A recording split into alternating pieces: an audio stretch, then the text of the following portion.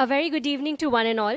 It is my absolute pleasure to welcome such a distinguished gathering of school leaders, principals, and educators to Q&I Today in the city of Karnal. Q&I Today is a groundbreaking leadership event series that will traverse multiple cities across India, bringing together the brightest minds in education. This unique initiative is designed to foster meaningful dialogue and collaboration around the evolving landscape of education in India. This is not just an event, it is a celebration of ideas, collaboration, and innovation. And a little bit about Q&I. Q&I is a revolutionary education initiative by Thomson Digital, India's leading digital publishing solutions provider, founded by the promoters of India Today Group. Q&I is a conceptual breakthrough. It represents a paradigm shift in preparing students for competitive examinations from grades 8 to 12. We are thrilled to have you all with us today. As we embark on this exciting journey together, I would like to take a moment to acknowledge the incredible contributions each one of you has made to the field of education. Your dedication, passion, and commitment to nurturing young minds and shaping the future are truly inspiring. So thank you for joining us. Before we get on with the event, just a small announcement. This entire event is being live streamed on YouTube. The link was shared with all of you all on the WhatsApp group. We request you all to kindly share it with your friends and family so that they can watch you all live as well. Now, moving on with the event. So we have a packed agenda ahead featuring engaging panel discussions, interactive sessions, and thought-provoking presentations. We hope these sessions will spark new ideas and inspire you to take your initiatives to greater heights. But before we dive into the first segment, which is the panel discussion, let me introduce our topic for today: technology in education, shaping the future of learning. And we are honored to have an esteemed panel of speakers for the discussion. May I please invite Ms. Jasjeet Kaur Sood, Principal, OPS Vidya Mandir, as our first panelist for today. Welcome. Thank you for joining us, ma'am. Dr. Kusum Ehlawat, Principal, Pratap Public School.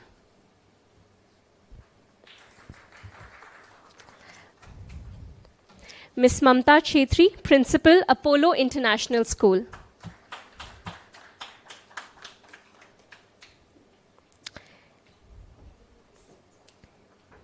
Neeraj Tyagi, Director, Principal, The Pushp World School.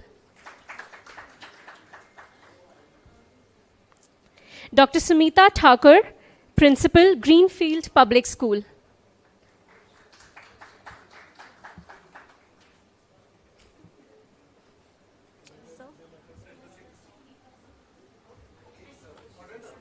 Thank you. Dr. Harsh Sethi, Principal, Current Public School. And Sagar Ratan, Vice Principal, VUMM Jain Public School. Can I have a please huge round of applause for the panelists? Thank you. I'm Shreya and I will be your moderator for today. So let the discussions begin.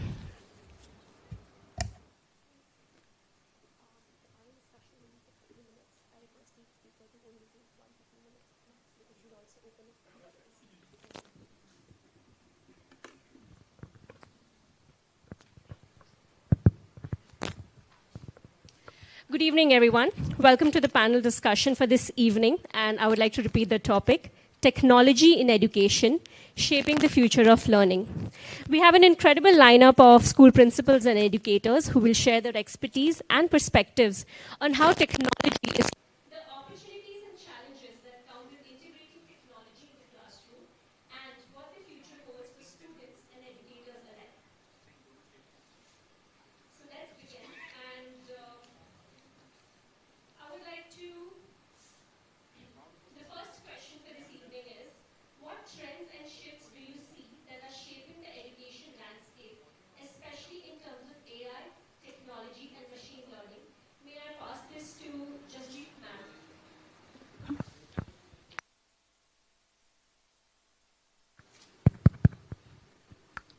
Very good evening and very pertinent question, because nowadays we think that how AI has cropped into our lives. We are already using AI in our mobiles. So, how this AI is going to change the education scenario in schools, that we need to think, because technology has come a big way in every aspect of education. As far as artificial intelligence is concerned, I think in time to come, you will see in couple of years, maybe 1 or 2, it's going to dictate that how education is taking place inside classrooms and how assessment is taking place, and as well as all administrative tasks. Just for example, the tools which are extensively already in use, not officially but unofficially, teachers and students, they are already using AI tools like Quillbot, extensively used for English, and Class Dojo is the tool which is used to control behavior, and Duolingo for languages. So when unofficially not prescribed or authorized by somebody, we are already using these tools. So definitely in time to come, the trend will be that it will not be only digital, it will be very intelligent, interactive, and most importantly, data driven. Here we need to think very seriously, because we are capturing data every day and night. Means attendance we are giving to the parents. Attendance is also one of the data, and student learning, assessment, all these kind of things are data, and from that data AI is automatically building the behavior. So it's important that in today's world, we tell our students, in morning assemblies, we can tell our students that watch your digital footprints. Because whatever you are doing, whether you are doing it in school, that is reflected in the face, number of ways. So it is important that imbibe AI, artificial intelligence, and rather imbibe mixed reality, AR, VR, in a very positive way, and understand that how we can effectively use it inside the classrooms. And for example, learning management system I have introduced in my school, and wonderful results I can see that I can control the homework of my students remotely, because that homework or that questions will be active only in a particular time slot. And if children are doing it, I will come to know. So that is the beauty of this artificial intelligence. And moreover, in adaptive learning, if you are not able to do the particular sum in 20 seconds, that is MCQ, obviously the next sum will be of same difficulty level, and level will increase once you complete it in 15 minutes. So Khan's Mingo is another one of very important platform which for NEET and JEE main exams, children are using this platform just to improve their speed. Because the deciding factor in competitive exams is not the intelligence, but the speed with which you perform. So as far as trends are concerned, trend is already there. The only thing is that how fast we imbibe this technology. That is the main thing. And I think we should take it very positively, and we should understand it, and in right context, we should implement it in our schools also. Thank you. Rightfully, ma'am. It's not about whether technology or AI will shape our lives, but the question is how fast are we able to leverage it and adapt to it. Mamta ma'am, if I may request your views on what steps should schools take to adapt to the rise of education technologies? How can educators stay updated? And how can they leverage the latest tools in their classrooms for today? Good evening, everyone. Thank you, ma'am, for the questions and for the opportunity to speak regarding this. I believe that as a principal or an educator, as we are leading the coming generation, I think it's very important, first of all, that we need to have an open mind to welcome everything. Because nowadays, when we talk about AI, there are still some people who think that, AI is going to replace the human resource. But I believe that AI is not going to replace the human resource, but is going to give us more work, a kind of work which will be planned for us and make our life better. And coming in school, like how we can incorporate is that as the leaders of the school or as educator, we need to have a proper comprehensive kind of training for the teachers and with the expertise. We need to often keep kind of training for them. And second thing is not only the training, we need to have continuous monitoring regarding it, whether the trainings are being implemented or not. And after the implementation is done, we need to even cross-check whether the AI has been advanced, how far, because every day the AI advances their stages. So we need to cross-check whether the AI have advanced, and we need to do the changes, the necessary changes as per it. Because I believe that, as a teacher, we do our best for the students. But when we use the AI along with the education, what happens is that it gives the kind of, instant feedback for the children. Instant evaluation is done, and instant it customize and personalize their, children's stage of where they are. Like for example, I might plan for my, in this school, we are being taught like, we have to do the differentiation. Because in one classroom of 30 students, we don't think all the 30 brains are same. So we need to have a personalized kind of worksheet, assessment, and the different thing. But as a teacher, individual teacher, it's not possible. So when AI is giving that platform, that on the click of a finger, I can make personalized worksheet, assessment, and evaluation and give feedback instantly, why not? So we need to integrate AI, like giving up training for the teachers and also monitoring about the implementation and do the changes as per the requirement. Thank you, ma'am. Thank you for your insights. You mentioned how training and assessment is very important to remain updated and integrate technology in classroom. If I could ask Sumita ma'am to share her thoughts on how is technology enhancing the assessment and evaluation process, be it for students or for teachers? Good evening, everyone. This is really a wonderful question, I think, and very easy too. When we talk about assessment and evaluation, specifically in the school, right, then both are somehow related and somehow different. I'll not go into the meaning, but how technology can be beneficial for this part. When, time has gone, when the teachers, they used to do the regular practice of making the test, making the papers, checking of the paper, so time has gone now. And I think we all are somehow trained and aware with the technology and use of AI.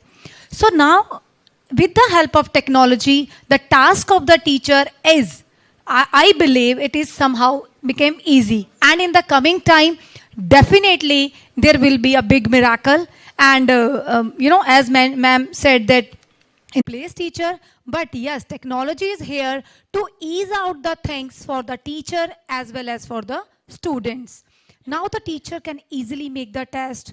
They can easily judge the learning outcome of the students. They can have the idea of the learning gaps too.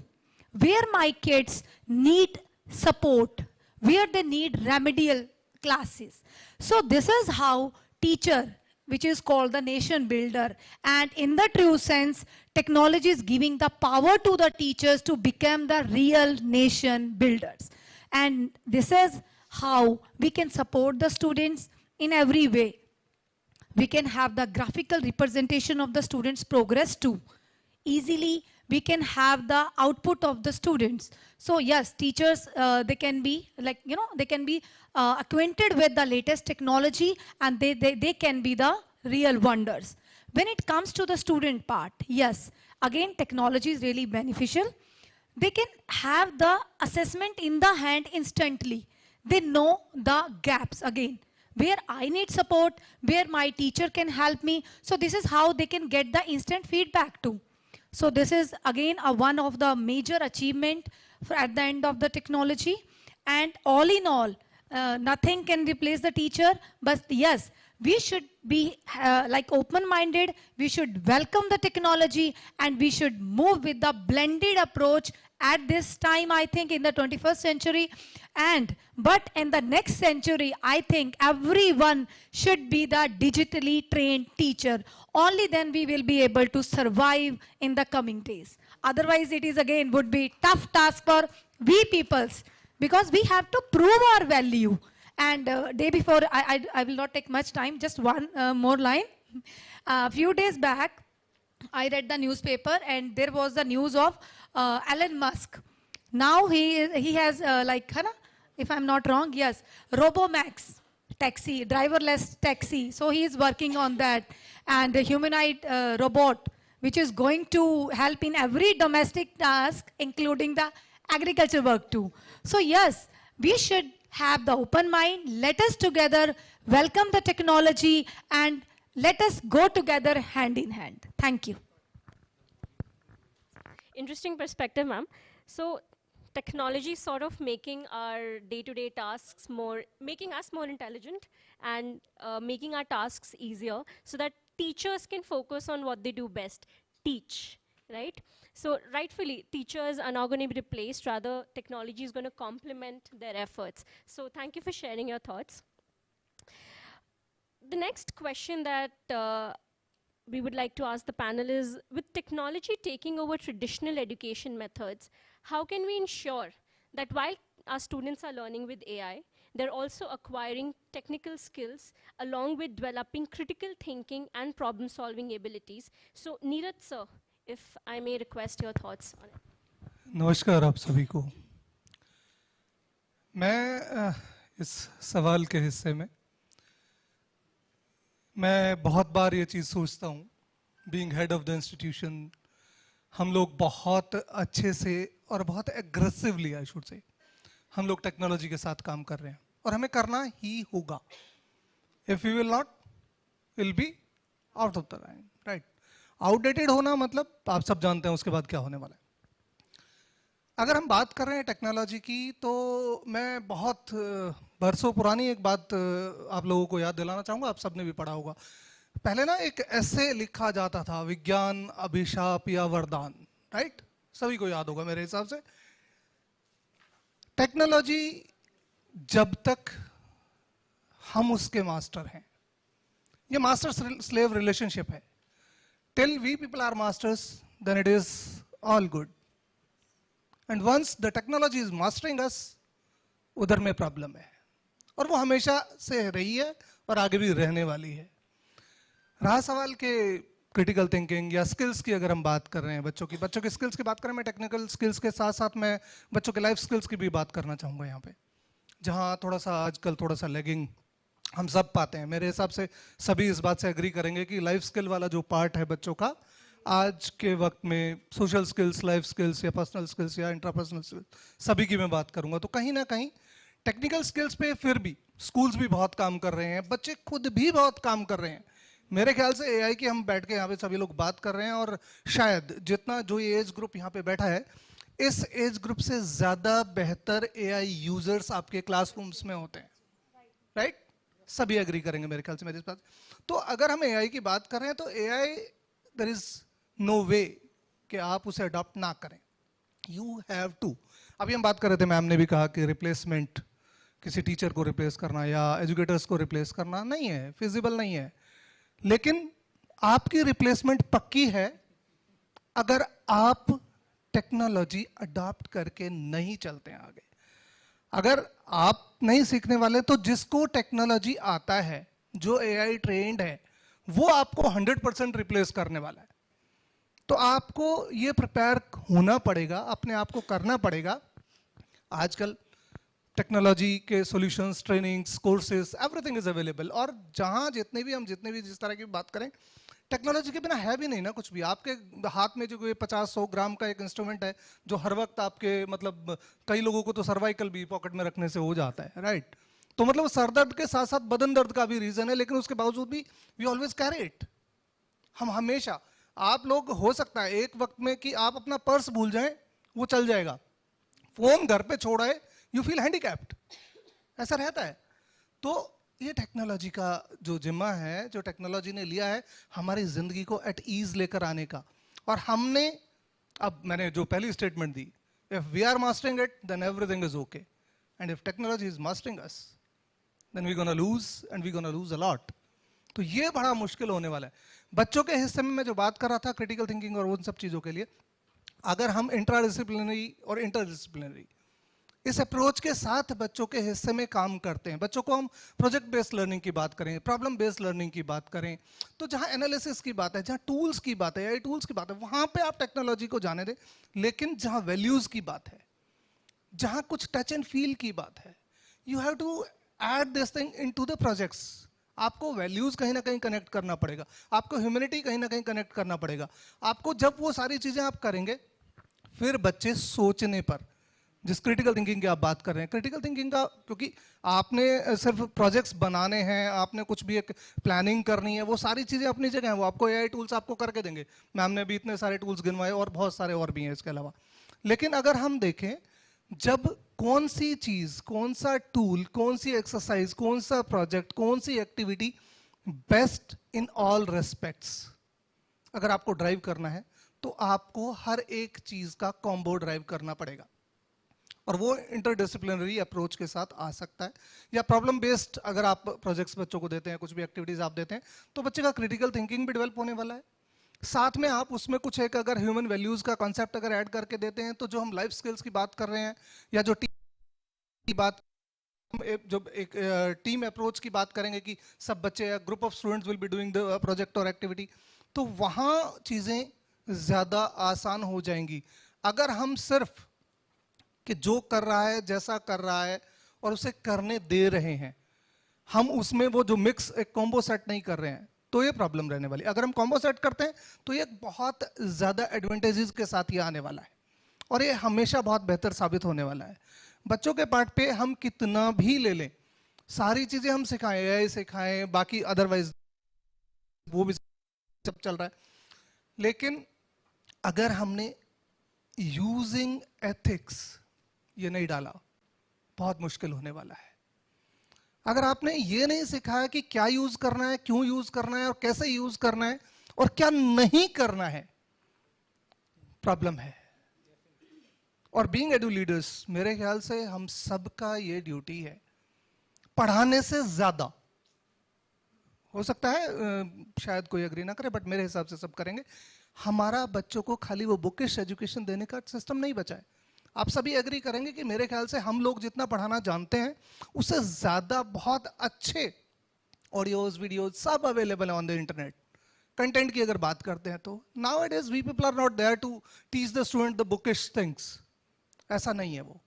अब तो बच्चों को facilitate करना है, towards head करें बच्चा कि एक बहुत बेहतर से जिंदगी की तरफ। और क्रिटिकल थिंकिंग की बात करेंगे, क्रिएटिव थिंकिंग की बात करेंगे, स्किल्स की बात करेंगे, या अदर टेक्निकल स्किल्स के साथ साथ लाइफ स्किल्स की बात करेंगे, तो तभी we can head towards a good life. Otherwise तो thank you very much, thanks a lot, I just wanted to से।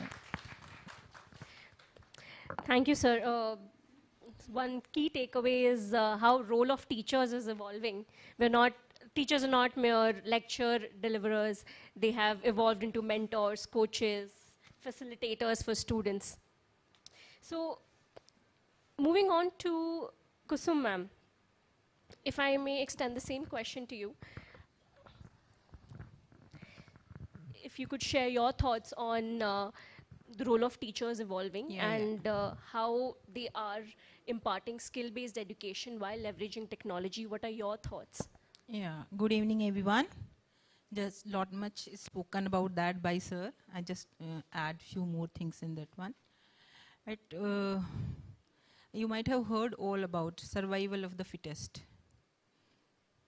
Because I belong to science stream, so survival of fittest means yeah, Darwin's theory. Very true, ma'am. Thank you so much. Fine. So from that, we shifted in the past practice. You see, during the pandemic time, we shifted from teaching to the online teaching. That was the demand. Who could survive? The fittest one. So who could manage the use of technology in the online classes? They were very successful that time. Now the present era, totally it is AI driven. So AI has replaced now all the online things, and some like Facebook, all they are secondary one. All the inventors, in my opinion, and the scientists, they are working day night for the betterment, to make our life better. Right. So, for example, like initially when we did like we were used to work in the past in the Excel sheets and the other programming in the computers, we were simple making by we were feeding some data and we were getting the graphs. Now we have just shifted to the augmentation, the virtual, the reality. All are now the new things are there. So if a graph is being drawn and you want some short changes in that one, you can change the variables, you can give the commands, and you can get the desired product, the output out of this. I mean, what ma'am said, you can change the variables and you will find the desired outcomes of that one. So lot many things like, they all require the specific skills. I do believe from the beginning itself, if we start, the things in our, say class 3rd onwards even, I think the books are there. So you'll be surprised to know, sir, the Pratap Public School is the only one school who has switched totally. They have opted for the AI rather than the IT. They have replaced. Today only we had, talk in the CBSE. They are saying you are the only one who have removed IT and you have chosen AI, because we believe that it is the future of tomorrow. So there's all the teachers, the heads of the institution, they should make sure they start, all the coding and programming from, the foundational classes only. So that by the time they are switching over to the, was ma'am told, they have to apply for the job after passing this, +2 and the graduation, they should be skilled enough to utilize the, the latest technique, that is AI. So if they'll be, skilled from the beginning itself, things will be very easy for them to adapt what ma'am said, to the present scenario at that time. Thank you so much. Thank you for thank you for sharing your thoughts, ma'am. I'm just wondering, and I'm very sure that the audience members and all of us, all the panelists would also be wondering. We do understand while technology is an enabler and it helps us out in a lot of day-to-day tasks. It makes us smarter. It makes assessments, evaluation, education better. However, what are some of the challenges that you all as educators see in implementing it in the classroom? Secondly, how can we address that digital divide to ensure that all students have equal access? May I request Dr. Harsh to share her thoughts? Good evening, everyone. How are you? Fine. Hopefully, we should be interactive so that we can take knowledge and share knowledge with each other. That's why I asked this question. Thank you, ma'am, for giving this opportunity to me to share my views on this topic, because my question is very difficult and very critical. Not simple one question. This is a question, how can we provide equitability to the students regarding the digital divide? Because we all know that students are not access to the digitally all the systems, because we have so much reasons for behind this, and we have multi-phases strategies for this. Like first one is infrastructure of digital. So government and institutions should provide digital infrastructure like internet facility to the students, like broadband accessibility to the students, so that they can solve their questions and they can access their education field. Next, we can take that affordable devices. We all know that students don't have devices, like rural and weak economic sections areas in urban areas also. Because हम देखते हैं कि बहुत से ऐसे areas हैं जहाँ students के पास एक्सेसिबिलिटी नहीं है, अफोर्डेबिलिटी भी नहीं है. So that government and school should provide affordable devices like laptop, like tablets, like free digital smartphones. Because lack of devices, they are not able to attend and participate in the online competitions and online classes. So we should work on it, like digital literacy. As we all know that digital literacy is very useful for us, because in the absence of this, we are not able to deal the students. Students know that, but they are not able to use it. So that due to government and due to CBSE, many digital classes are available for us and for students, so that they can share this and they are able to provide, and there are many platforms on that they can access educational learning, materials they have access. So that next we can take community based resources. If they have community based resources, like we can provide them libraries, like community centers, and all as like sources where is mobile hubs, है ना? In that cases they can adopt their free access, because maybe in their houses there is a lack of reliable resources at that home. So that we should provide them the community based centers, or as we all know that there is a government is working on it, this project. And that next we can take that accessible approach. Like accessible means, if there is a student disabled, then what should we do? If student is physically or mentally disabled, so that digitally we should provide them easily approachable content. Content like print, like audios, like videos, and text also. And we should provide them access their translation also. We all have seen that almost there is giving translations also. So that we should know that all these are very big challenges and very critical situation for all of us. Next, we can take that government and community based approach. Like government should provide free accessible content, free environment, and free offer them to the laptops, like other devices, so that student is able to know that.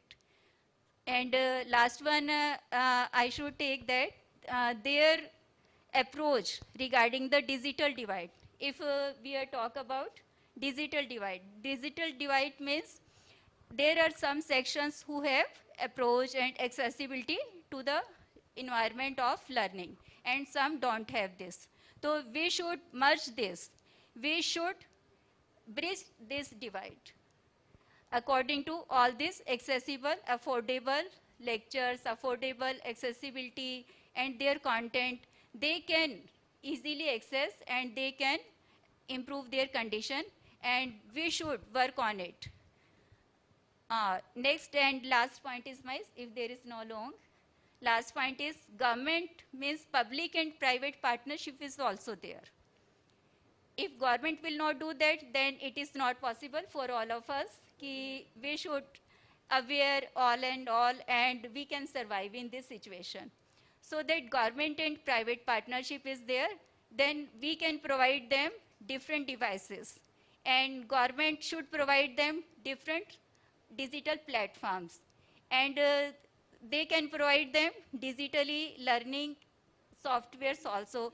They can donate them, just like companies can donate them, free devices, free and affordable devices, free internet, and free and other accessibilities. So this is sufficient for us, and we all know that very critical situation if we want to survive in this with our students, because we all are learners as well as educators. So that we should learn digitally learning processes, and we should carry forward this to the students, and we should make better this environment. Thank you so much for listening. Thank you, ma'am. That was quite comprehensive. There's an interesting theme that we've picked up from our discussions. first and foremost, how technology is shaping our lives, for sure. Second is the need for personalization and how technology has revolutionized assessments in the classroom. With that, moving on to Sagar sir, why do you think personalization is critical for our students? Secondly, how can we leverage data analytics to provide more personalized feedback and guidance to the students? See, my answer will be very connective to all those questions which are previously asked. But first of all, having an experience as a PGT chemistry, I love this word analysis. I did many salt analysis in my life. And don't worry, as I can see all are so much serious that all we are in an examination room. So first of all, I have to say that मुस्कुराइए आप YouTube पर हैं. And secondly, I have a very active data analytics, and also I had framed my answer according to the reviews of all dignitaries present over here. So first of all, I want to share a thing that if we talk about NSE, National Stock Exchange, it will be a very nice example for this to answer this question actually. So if we have to go through to analyze those 2400 stocks present over there, it will be very hard for us to, analyze each and every graph, their peaks, their lows. So do you think the bulls will work like analyzing those all individual graphs of each and every stock? No. There are tools. They are actually they are using data proven tools actually. So particularly they use a tool like they type their favorable stocks, the condition which they want using prompts, which is the key to analyze data nowadays. So particularly they got 45 or 50 stocks out of those 2400 stocks which are present in NSE. And after that, they again use a algorithm to made the most risk-free environment and got the 10 most suitable stocks to invest in. And this, in this manner, data helps them, or prompts helps them to minimize the risk and to maximize the output. So particularly which I talked about is financial manner. Now I'll discuss about the thing which we had discussed till now, and those are interdisciplinary to each, as Mr. Tyagi sir discussed, that adaptive or replaced, other, outdated or welcome technology. The next one is assessment, which is in its own an example of data driven. Assessment is data driven. For example, we all are aware of psychometric tests, and it is none other than a data driven tool which helps us a lot to approach students' performance. And if we talk about life skills, we have holistic learning program in our curriculum, and curriculum itself is a data-driven asset. And particularly, if we talk about flexibility, then it is already introduced the bucket facility for subjects in our curriculum. So I hope I had finalized the answer in the most short time. Thank you. And lastly, I would like to inform one thing. We and Tyagi sir both are there in a education summit last week actually, and we had get to know over there that Pratap School is using those books, and we had gone through all the curricula of that particular thing, and definitely we have to work on gap, which we are doing right now also. Thank you.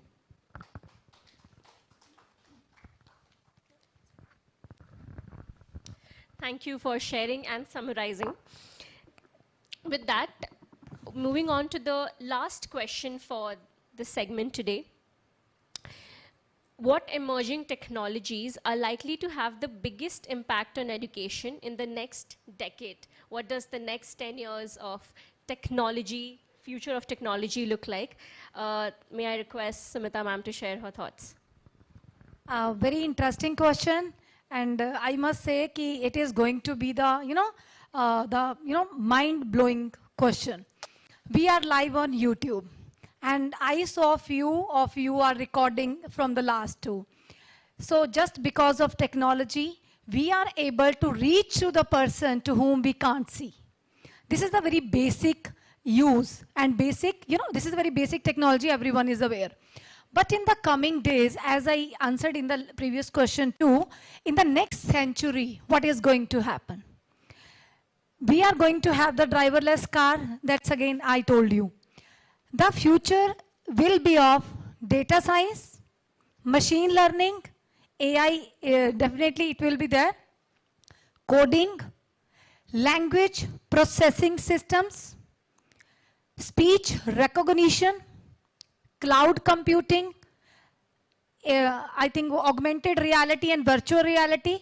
So these are the, these will be the talk of the town in the coming days.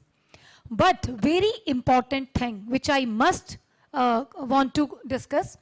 Yes, yes, we have to welcome the technology. And with the help of technology, we stepped on our Chanda Mama, so-called our moon. With the help of technology, we are going to bring back Kalpana Chawla ji and Bichmar. But along with all the benefits of the technology, I am truly agree with the few statements given by my resource persons, co-resource persons, that we need to have the blended approach. Along with the technology, we must inculcate the life skills, one thing, emotional quotient, and the value-based education. We as an Indian, we cannot deviate from the traditional education system. This is my personal opinion. Might be you people may or may not agree with me, but being a principal of a broad school, of a senior secondary school, I must say we have to move, hand in hand, okay? And being a principal and being a teacher, it is our moral responsibility to guide our students, the young generation, to use the technology in the wise manner. We have to train them how to use and what can happen if it is a big question, if something wrong is going on. And this can be done in the school itself, because in this time, I think teachers and schools are the only hope for the parents. I used to meet with many parents on daily basis, and everyone, I think somehow they are fed up with the technology. They used to come to the school, ma'am, please don't send the homework on the phone. And ma'am, मेरा बच्चा तो phone छोड़ता ही नहीं है. जैसे ही घर पहुंचता है, जाते ही phone उठाता है और game play करता है. And this happens with me too. So we should together, just make the coordination with the parents, and we have to arrange different kind of workshops to the parents as well as for the students. And we need to talk about the mental health. This is one of the very basic need of this time. Few days back, I was in UNESCO certified training program, and it was really the, mind-breaking, I can say. It was, when I joined that session, I get to know the things which I think in the layman life we never across. So when we talk about the threats of technology, yes, it is our responsibility to make them aware about the cyber security.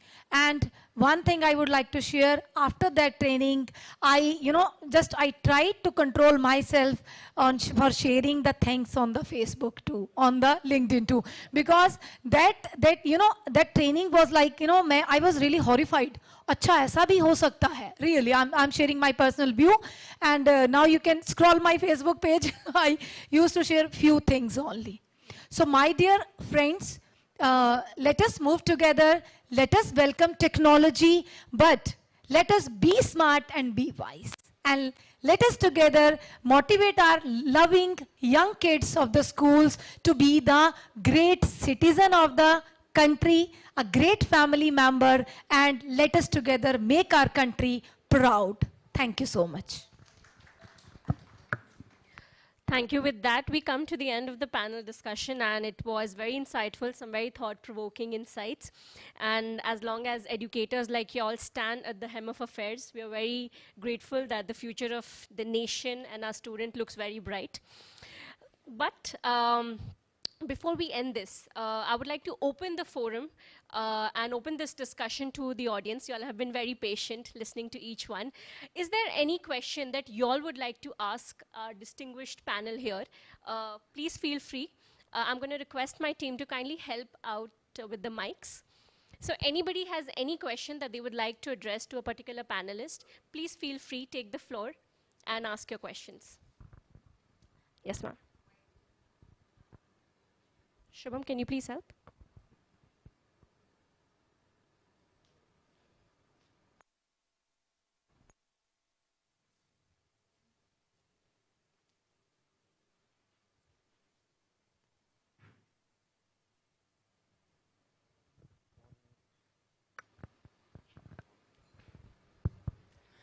Very good evening, everyone. There's a lot of positivity that definitely we should welcome this technology. And undoubtedly, everybody is embracing it with both the hands, definitely. But we are really facing challenges in every house. I think this is a story of every house, that the children are so addicted to these devices that their behavior has changed a lot. What I see as an educator, I also receive many complaints from the parents, and they usually say that the child is not leaving the phone at all. So it's a big challenge for us. Definitely we need to welcome technology, but along with that, how can we control? How can we fix up their hours that your screen time should be limited so that you are not ending up, ruining your behavior with your parents? I see children shouting at their, mom and dad in a very arrogant way because they are snatching devices from them. So what could be the best way out so that technology is also being, carried along and that doesn't disrupt the behavior of the child as well? Yeah, please. Yes, this is very hot question. And I think the answer is prevention is better than cure. Why this is happening, we need to first understand how technology is, so addictive. Because the attention span, which is generally about 20 minutes, if they are using any tool for more than 20 minutes, so definitely if they are using it regularly, they will become addicted to that thing. On that particular time, their brain will demand, okay, switch on phone or laptop. But if you are using, appropriate softwares, their time span is, for any test, for any content reading, time span is 20 or 19 minutes. That is one way. And another is workshops for the parents, that how to use this technology at home. And if somebody is having already addiction, somebody is addicted to mobile, then the help of psychiatrist is very much needed, because without that this addiction will not go.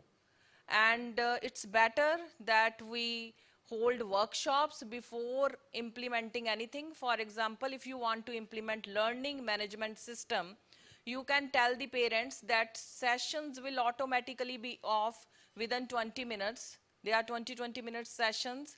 And even in corporates, the people who are working on two screens, they are not only on one screen, they are on two screens, so they do not end up with spondylitis.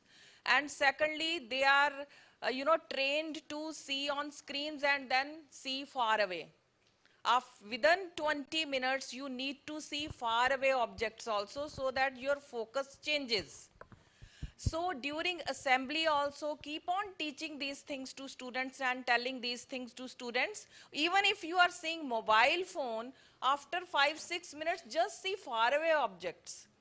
And even after 20 minutes, if you will give a gap of 5 minutes, it will not become addictive, because neuron endings having synapses, the chemicals which are released as synapses, if these chemicals are continuously released more than 20 minutes, we become addictive to anything. So it's only if you have any problem, you need to have knowledge. But with knowledge, if you have life skills, mannerism, as sir has told, I think then wisdom comes out. And it is the wisdom that drives the world in right direction. I think the wisdom lies in that along with technology, we have workshops of life skills, sessions of meditation. They are also very essential so that patience increases. If, as for example, I am using technology a lot, but I do meditation also. So to inculcate patience. Patience is very important skill. That is the skill we need to incorporate it in our students. We will not face then these problems. Thank you. I hope you got my answer. I'll just add up in ma'am's word. Being a mother, I think the love, the affection, and the care, which can bring the kids back to the normal life. And look at is busy in their jobs, in their any kind of task. So, and it was the time when mothers used to stay at home and, father used to go outside to earn money. So now the time is changing. But the thing is, kids will be kids, mother will be mother only, and father will be father. So one thing, yes, there are many other options. We have to give that kind of love to the kids. The belongingness feeling should be there. And we must indulge our kids in any kind of game too. Sports are I think one of the solution. And we should not ask our kids, ki beta just go and bring the medal. No. We should ask them, beta just go and play. Make it your hobby. So that students' aggression, energy can be channelized. So this is one of the solution. And other than this, we can have the parental control system in the phone. We can fix the 30-minute time or 20-minute time as per your suitability. And after that, we have to motivate our kids. Ki beta ji, now this is over now. Please keep the phone. Because they have to learn this. And we have to be, as a mother or a father, we have to develop this habit. Only then we can, we will be able to protect our kids. Thank you. Ma'am, can I have 2 minutes to explain something? Okay. I'm Dr. Shivani Gandola, and I'm a psychologist, and I'm a principal too. So I would like to answer it in a few words, if you allow me to answer. Is it fine? Definitely, she is the right person, I think. Thank you, ma'am. She is the right person, ma'am. Yes. Ma'am, actually, I just want to say one thing, that we are the one who has given mobile to the kids during COVID time. And as ma'am has asked, whatever we are talking about, we are not talking about the practical solutions, because the practical thing is totally different. It is not easy to tell a class 10 student to tell that, please keep the phone. Now, this is the screen time. Parental control, nothing matters, because they are far behind, far above us in terms of technology. Even there are a lot of apps in our mobiles which we don't know about it, rather as a principal or those who are using this technology, as compared to a 6-year-old child who can manage all the technologies, everything in the mobile. So this cannot be the solution that we can say it is only a 20 minutes time, you have to keep the phone down, or you cannot use it and we can have a parental control. Rather, they can have a control in our mobile. They use our mail IDs to see where my mom is going and where to track that.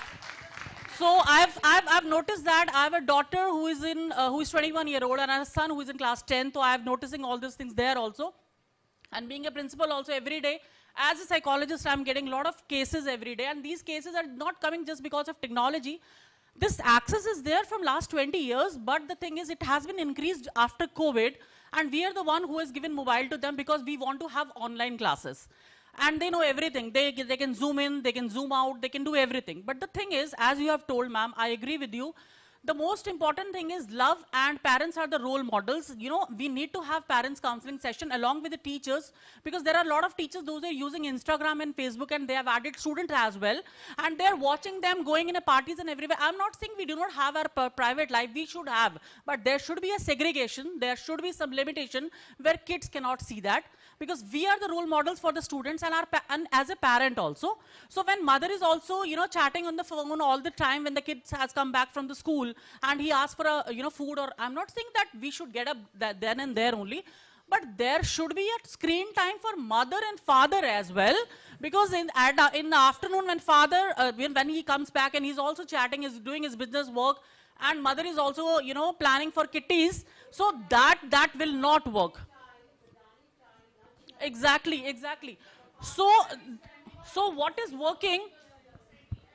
Exactly, exactly. So what is working nowadays, that I can say, limitations, restrictions, this will not work. It is only and only love that matters, and we should, if we really want to come back to the normal, then we should spend that dinner time and lunch time. We can only fix those particular dining hours where we all can sit together, and mobile should be in the, you know, their rooms, and we can discuss the things. And instead of nagging, or instead of you know, telling them, we should tell them the real situation, because nowadays this begging, beta aapko पढ़ लेना चाहिए, आपकी board classes हैं, आप अपना मम्मा की तरफ देखो, पापा कितनी मेहनत करते हैं, this will not work at all, because they are super smart kids.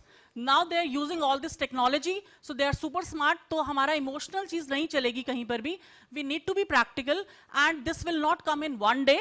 We need to do it regularly, and not during the time when the child is using the phone. When the child has kept the phone and child himself or herself comes to you, you need to talk. And every time counseling will not work. Counseling only work when there is willingness. So just try when your child is sitting idle and he himself or herself comes to you and ask about it, I want to discuss mama something. Then you should be ready, you should keep your phone down and take care. It's not like that you're scrolling the mobile, हाँ बोलो क्या करना है. We should not do that. So that is most and important here thing. also I would like to add is, the grandparents, sanskars somewhere have been lost. The grandparents also, when the grandmother or the grandfather says के अपने पोता को या उसको बेटा ये बताना, क्या दादी आप इसमें scroll कर लो ना, WhatsApp कर लो ना, आपको इतना भी नहीं आता. So they are teaching the dadis and the dadas also everything. वहाँ पर भी connection is lost. The grandchildren do not come and sit with the grandmothers or the grandfathers.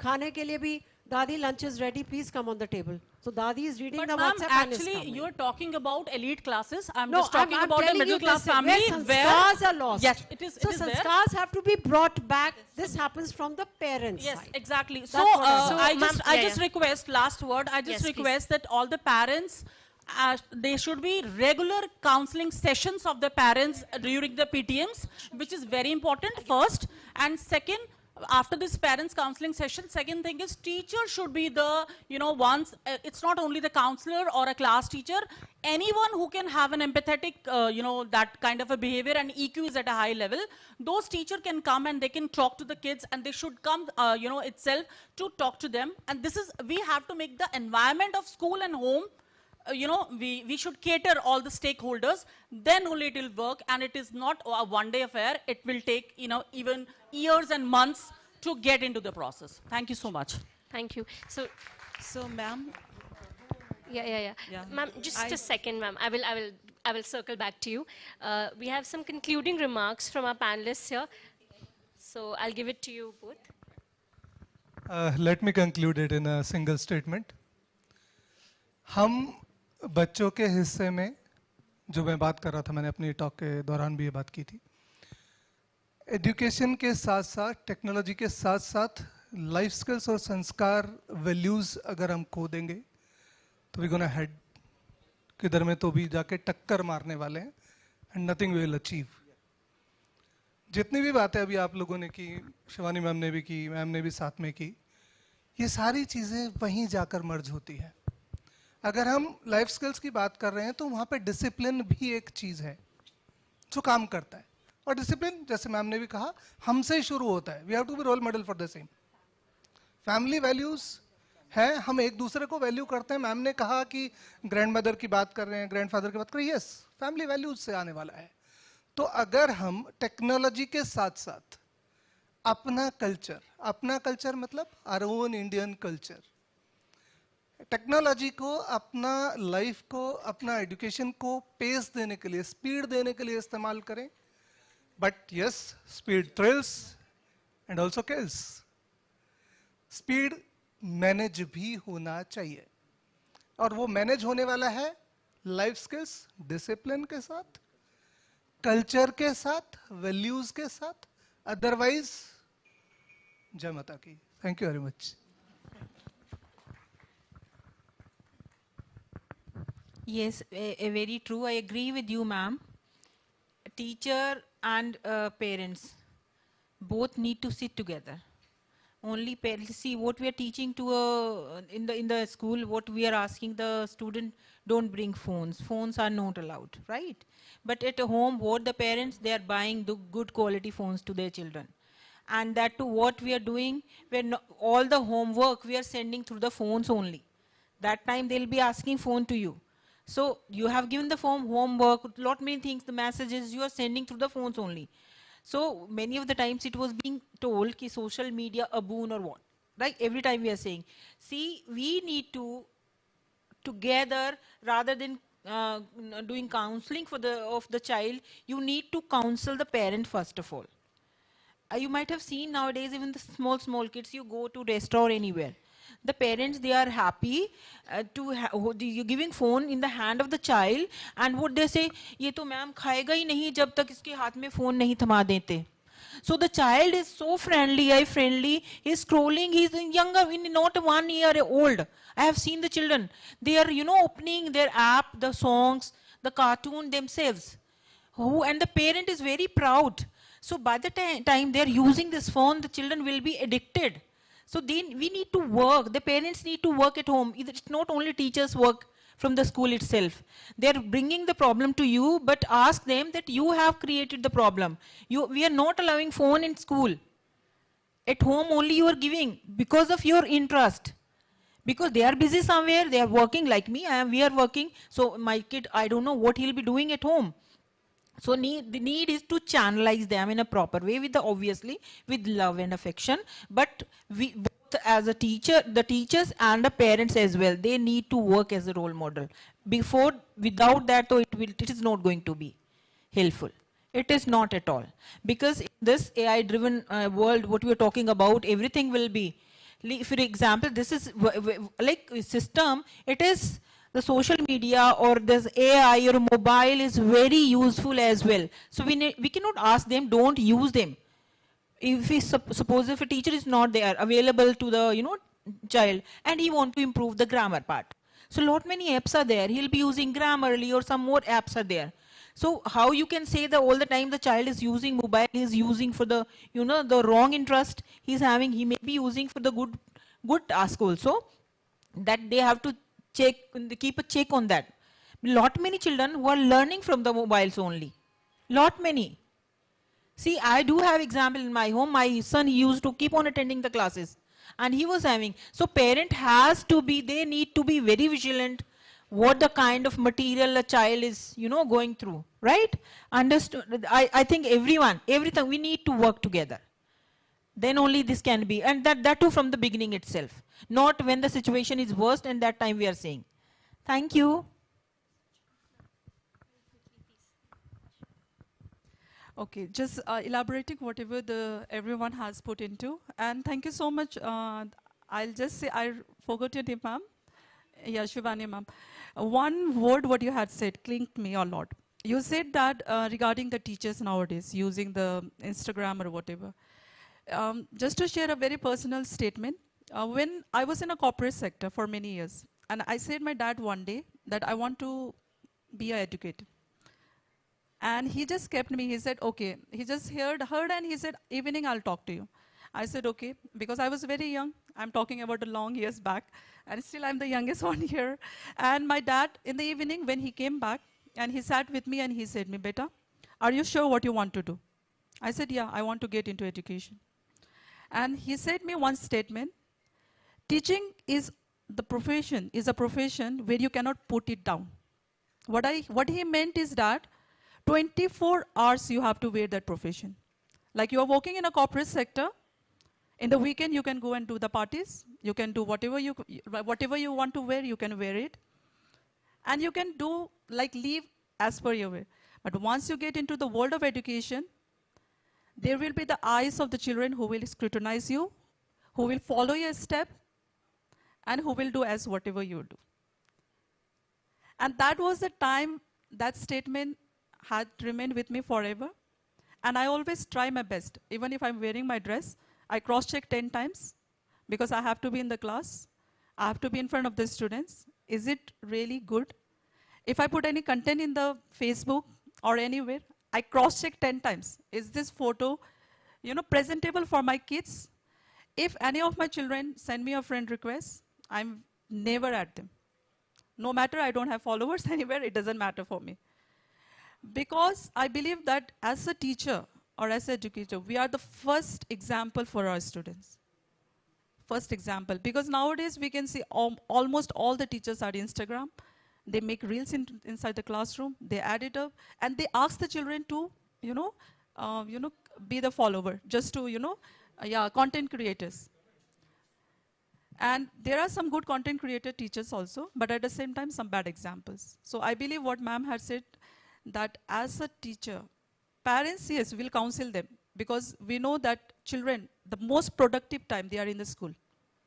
The most productive time, they are in the school. And it is our responsibility how to build them up. Because parents believe in us, that's why they send their children to us. So first of all, we have to be a good example, I believe. Then parents counseling, they will obviously do, they'll cooperate with us, I believe that. Thank you so much. Thank you. I'm going to do a quick time check with my team. Can I take another question? Because, yeah. All right. So last question, ma'am, please. Thank you so much, ma'am. Very fantabulous and insightful evening to everyone. This is really a great platform for everyone to learn here, because all the educationists and learned and experienced people are here. So everybody is talking about that we must do the counseling of the students and parents, and we should tell the students do this and do that. Here is one question to everyone I just want to ask, because this is practical, we all are experienced. Are the students and kids listening to anybody? How much they are listening to us, how much they are obeying. So, yeah, we are, ma'am, just listen to my question. And because my question is, on one side, this is a question, and on the other side, this is a suggestion also. Because it's very difficult to tell any person that you stop this activity. It's very difficult to change the mind of a child. It's very difficult. So there is one question as well as suggestion. So we, that ocean of unwanted content is falling on social media. There is no restriction on it. There is no limitation. Anybody can access any, platform. They can access any kind of data, information, videos, which is really spoiling our youth. So this is my question, that should there be any restriction on such kind of content so that the children are wasting their less time on these things, and then they are stopping just using this, sites?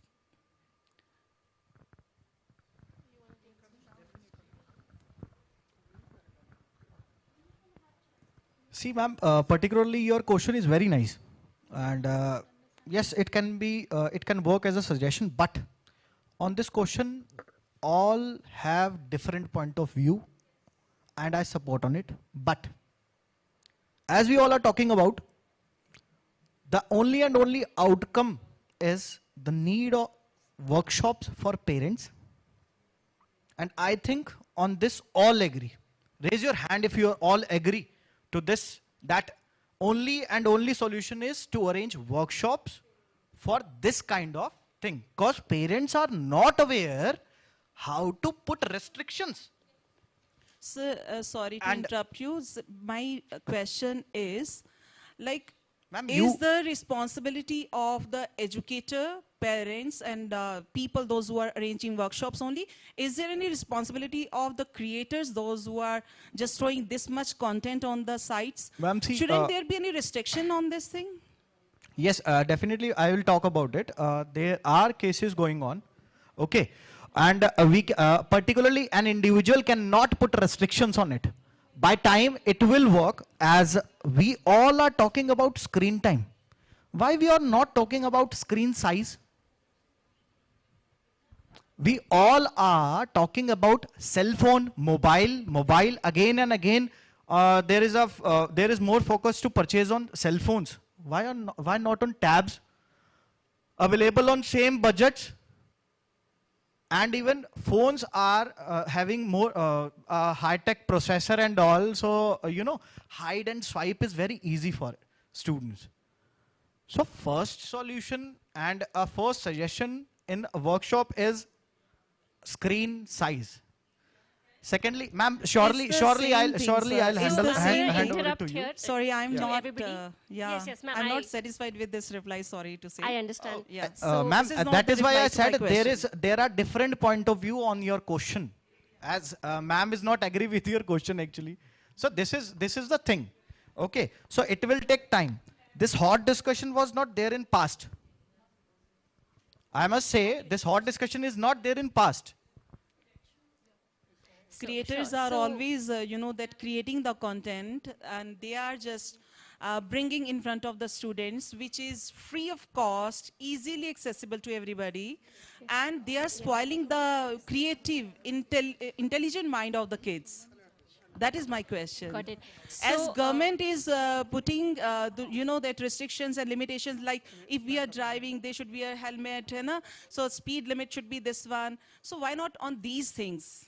Got Chaliye, it. Isn't it? So just to conclude, everybody. Yes, of course. May I So say- sir mentioned about screen crisis. While we conclude that, to reiterate what ma'am is saying, she's asking us basically what is the responsibility of the creators that are putting out that content free of cost for students or for anybody to consume?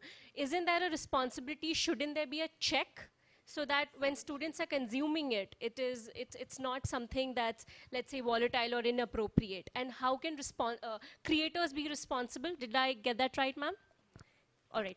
So yes, because we are short on time, I'm going to quickly request two of my panelists to kindly answer. Ma'am, so sir, please. Ma'am मैं एक छोटी सी चीज़ आपसे कहना चाहूँगा. Once we people are living in this world, हर तरह का चीज़ available है और हमेशा रहने वाला है. पहले भी था, ऐसा नहीं है कि पहले नहीं था. आज भी है और आगे भी रहने वाला है. अच्छा भी रहेगा, बुरा भी रहेगा. मेरे हिसाब से, ये मेरा अपना पर्टिकुलर पॉइंट ऑफ व्यू है, आप लोग कितना एग्री करेंगे, लेट मी सी.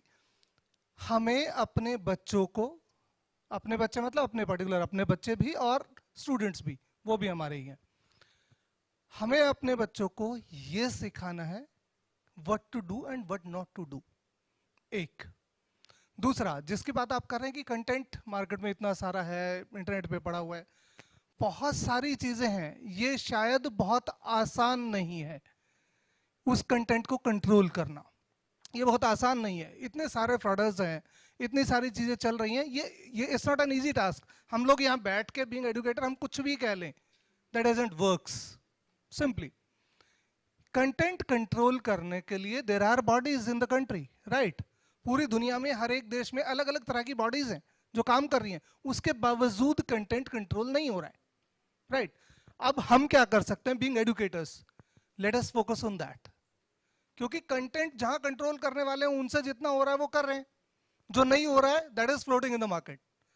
अब हमारी बारी है, अगर बीइंग एजुकेटर्स, तो हमारा है कि let us educate and let us educate the parents first, how to channelise the things, how to control the things, और उन्हें फिर बच्चों को, क्योंकि जैसे मैंने कहा बच्चों के हिस्से में भी, स्टूडेंट्स के हिस्से में भी अगर हम बच्चों को, ये 100 बच्चों को अगर अपन ये सिखाते हैं कि बेटा this is the right way to do the things, उनमें से मैं मान लेता हूं एंड ऑफ द टाइम 10 नहीं मानेंगे, लेकिन 90 यू विल सेव, 90 बच्चे बच जाएंगे, and that is required.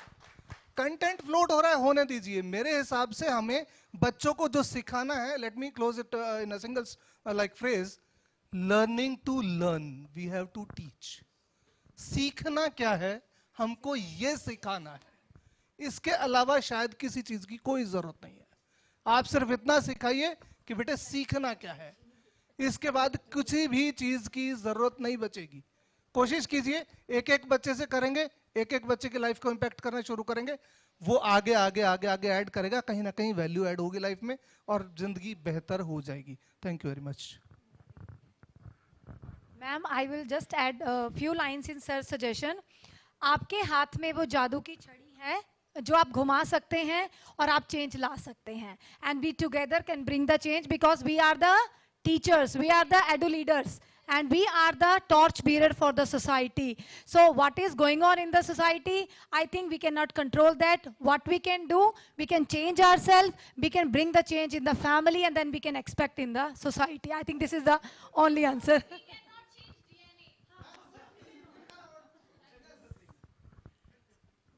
Yes, very rightly said that these platforms will always be there unless there is some, rule comes out or there is public interest litigation.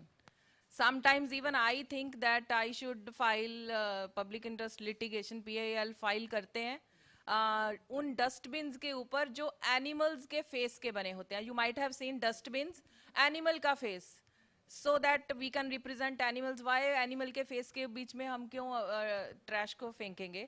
So good and bad things will always be there, but 21st century एक important skill is there, that is decision making, which we need to teach our students. And secondly, give them options. Like this thing I have done practically in my school. We tell students different platform, हम link भेजते रहते हैं. For example, blockly.com, having immersive experience of mathematical games. If you really want to improve your geometry, do games on blockly.com. So if we will give them right platforms and links, वो कभी दूसरा link नहीं खोलेंगे, because we are giving them, we are feeding them, we need to feed them. So that is important. And secondly, ethics, morals, values, and love. Love can change everything. Excuse me, can I talk for a minute? Just one last, one more add-on, ma'am. Okay. I am Rekha Bajaj from PITE, Panipat. Well, we have started AI in 2019 as a pilot project when CBSE started. Here, I should tell you one thing: how to use AI in schools. How children can bring for a while, but they are using it in a positive way. It is not necessary that we have to force children. Why are you doing it? Why have you brought the phone in school? These things can be used in a proper manner. If children are bringing phone in school, how to create that content. Every teacher should learn to use AI in all subjects. There are so many trainings are happening through CBSE that all teachers, all subjects should have AI in their own subject, use of AI in their subject. If teacher knows how to use AI in their subject, they will definitely guide children to use. We have so many quizzes our teachers are making. The content has been made by the teachers. We are putting it on website. Children are clicking there and using it in a positive manner.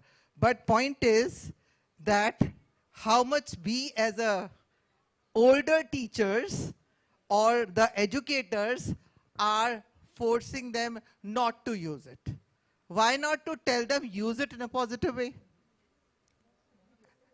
If children, they are using phone and participating in the competition, I can give an example that how many of you knows about Ideathon?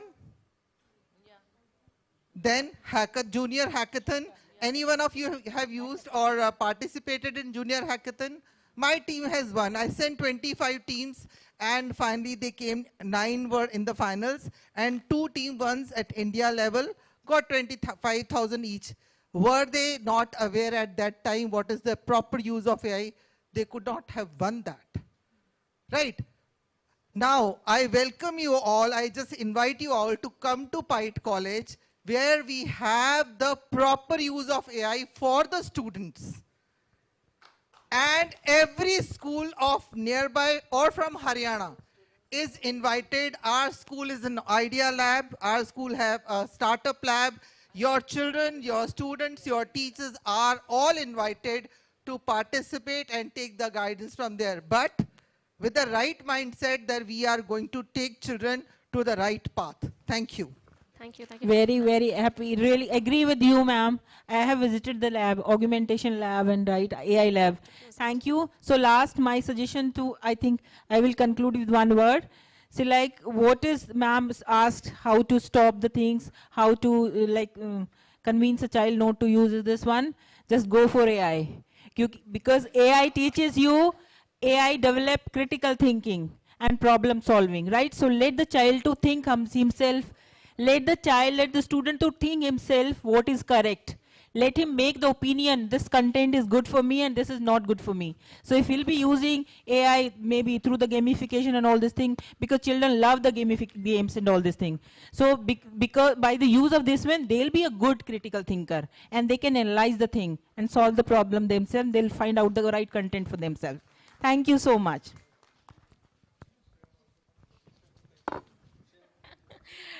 Thank you so much. Thank you to our panelists. Thank you to the audience for interacting. It was indeed a very powerful debate, great insights.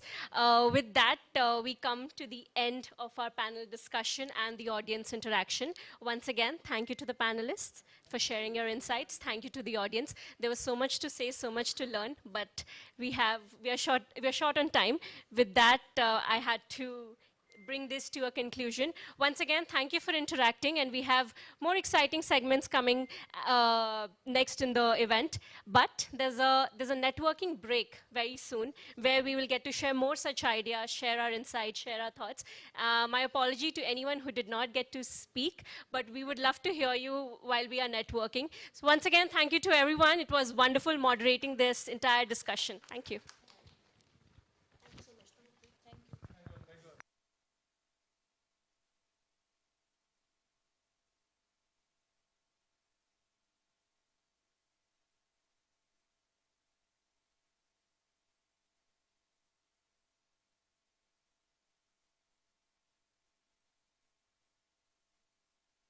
It's a humble request to kindly put your phones on silent mode, please.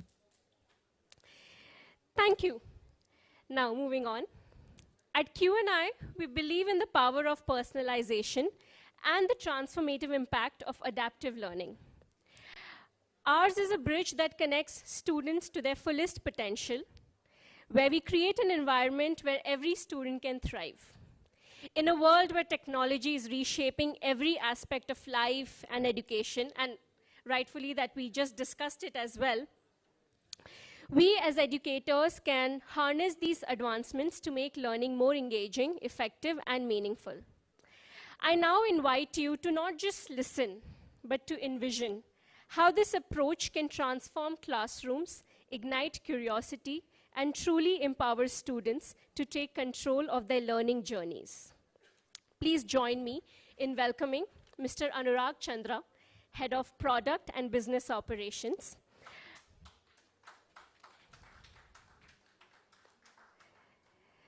Mr. Anurag Chandra is the Head of Product and Business Operations at Q&I Today and is an alumnus of IIT Kanpur with around 20 years of experience in the education space. He has authored several academic books for JEE and a bestseller fiction titled The Ramayana Secret in 2018. He comes with comprehensive experience in several top edtech companies in different roles in content, product, and business. Mr. Chandra is going to take you all through the vision, the philosophy, and the story of Q&I. Anurag, the stage is all yours. Thank you, Shreya. Good evening, school leaders, educators. Thank you for taking time out today from your busy schedule and being a part of this conclave. And it was very, very enriching to hear your thoughts on how technology is going to shape the future of learning. Obviously, the discussion was very powerful and a lot of thoughts came out, and this is how we envision these conclaves to be, to hear different thoughts and then arrive at a common conclusion. Though it will take time for technology to actually find its very strong foothold into education space, schools and everywhere, because there are various stakeholders, parents, students, teachers, and everybody has their own say and opinions. It will take time, but we have to begin somewhere. And one thing that we have to admit is that technology is here to stay. So rather than looking at it in a negative light, it is important that we begin to adapt to it and begin to understand the positive side of it and train the students or the parents on the negative so that they don't go that side. So that is how we probably should begin using and adopting technology in the school education space. What I'm going to talk to you about in the next 15-20 minutes is about Q&I, the platform and the program that we have come up with that works with the school students, particularly in the grades 8 to 12. So we will be talking about that, and I'll also give you a brief history of the organization that we come from. So we'll utilize the next 15-20 minutes to give you that introduction, and then probably take on your questions and also connect with you later on one-on-one to discuss the possibilities and explore the synergies that we can go ahead with our programs and offerings. Talking about Thomson Digital is a part of the larger India Today umbrella group of companies. Under Thomson Digital, we have been operating and serving international, global, educational, scientific, technical publishers for over 50 years now. We have been providing them content and technology solutions.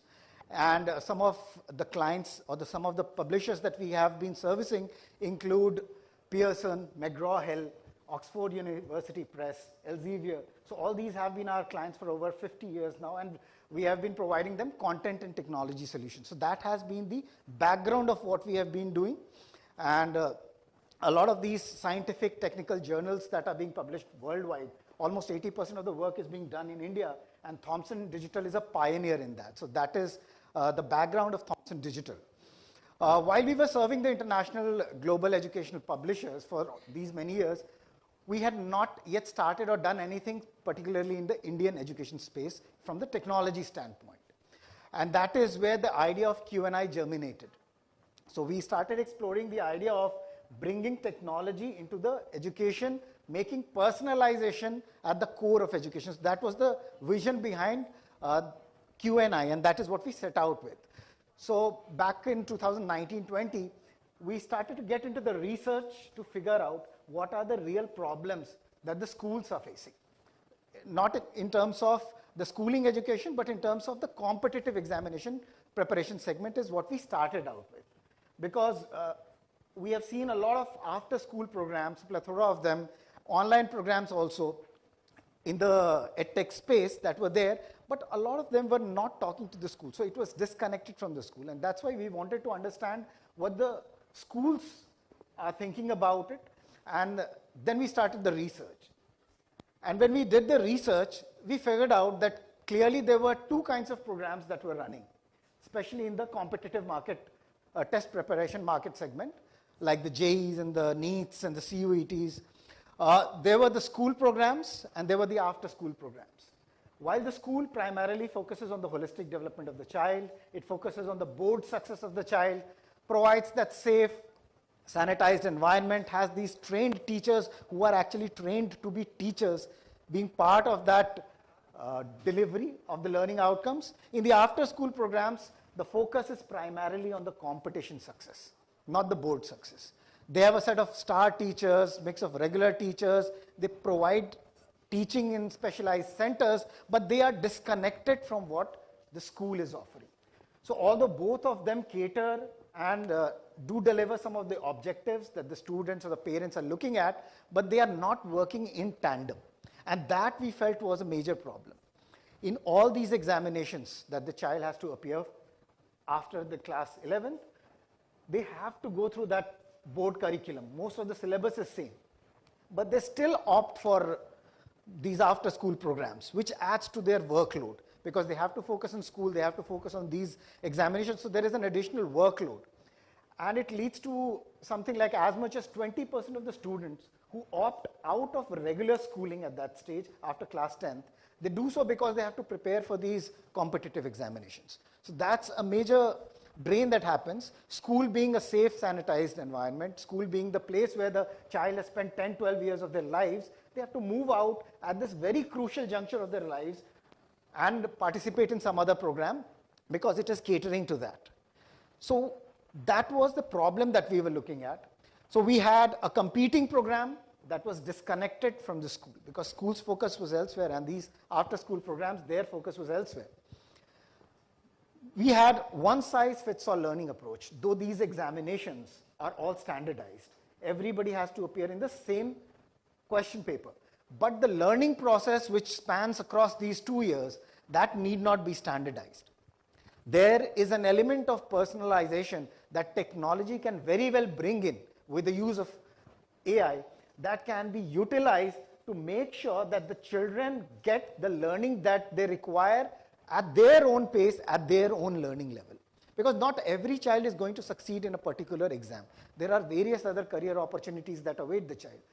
So rather than pushing the child into one specific program and waiting for 2 years to see that they are not able to make it, probably it makes sense to have something ingrained within the schooling system where you have the school education, then you take the child to the next level and see where they are going at their levels, and then recommend what they need to do over the next 2 years to succeed as an individual and not just a particular examination. So that was one need that we felt.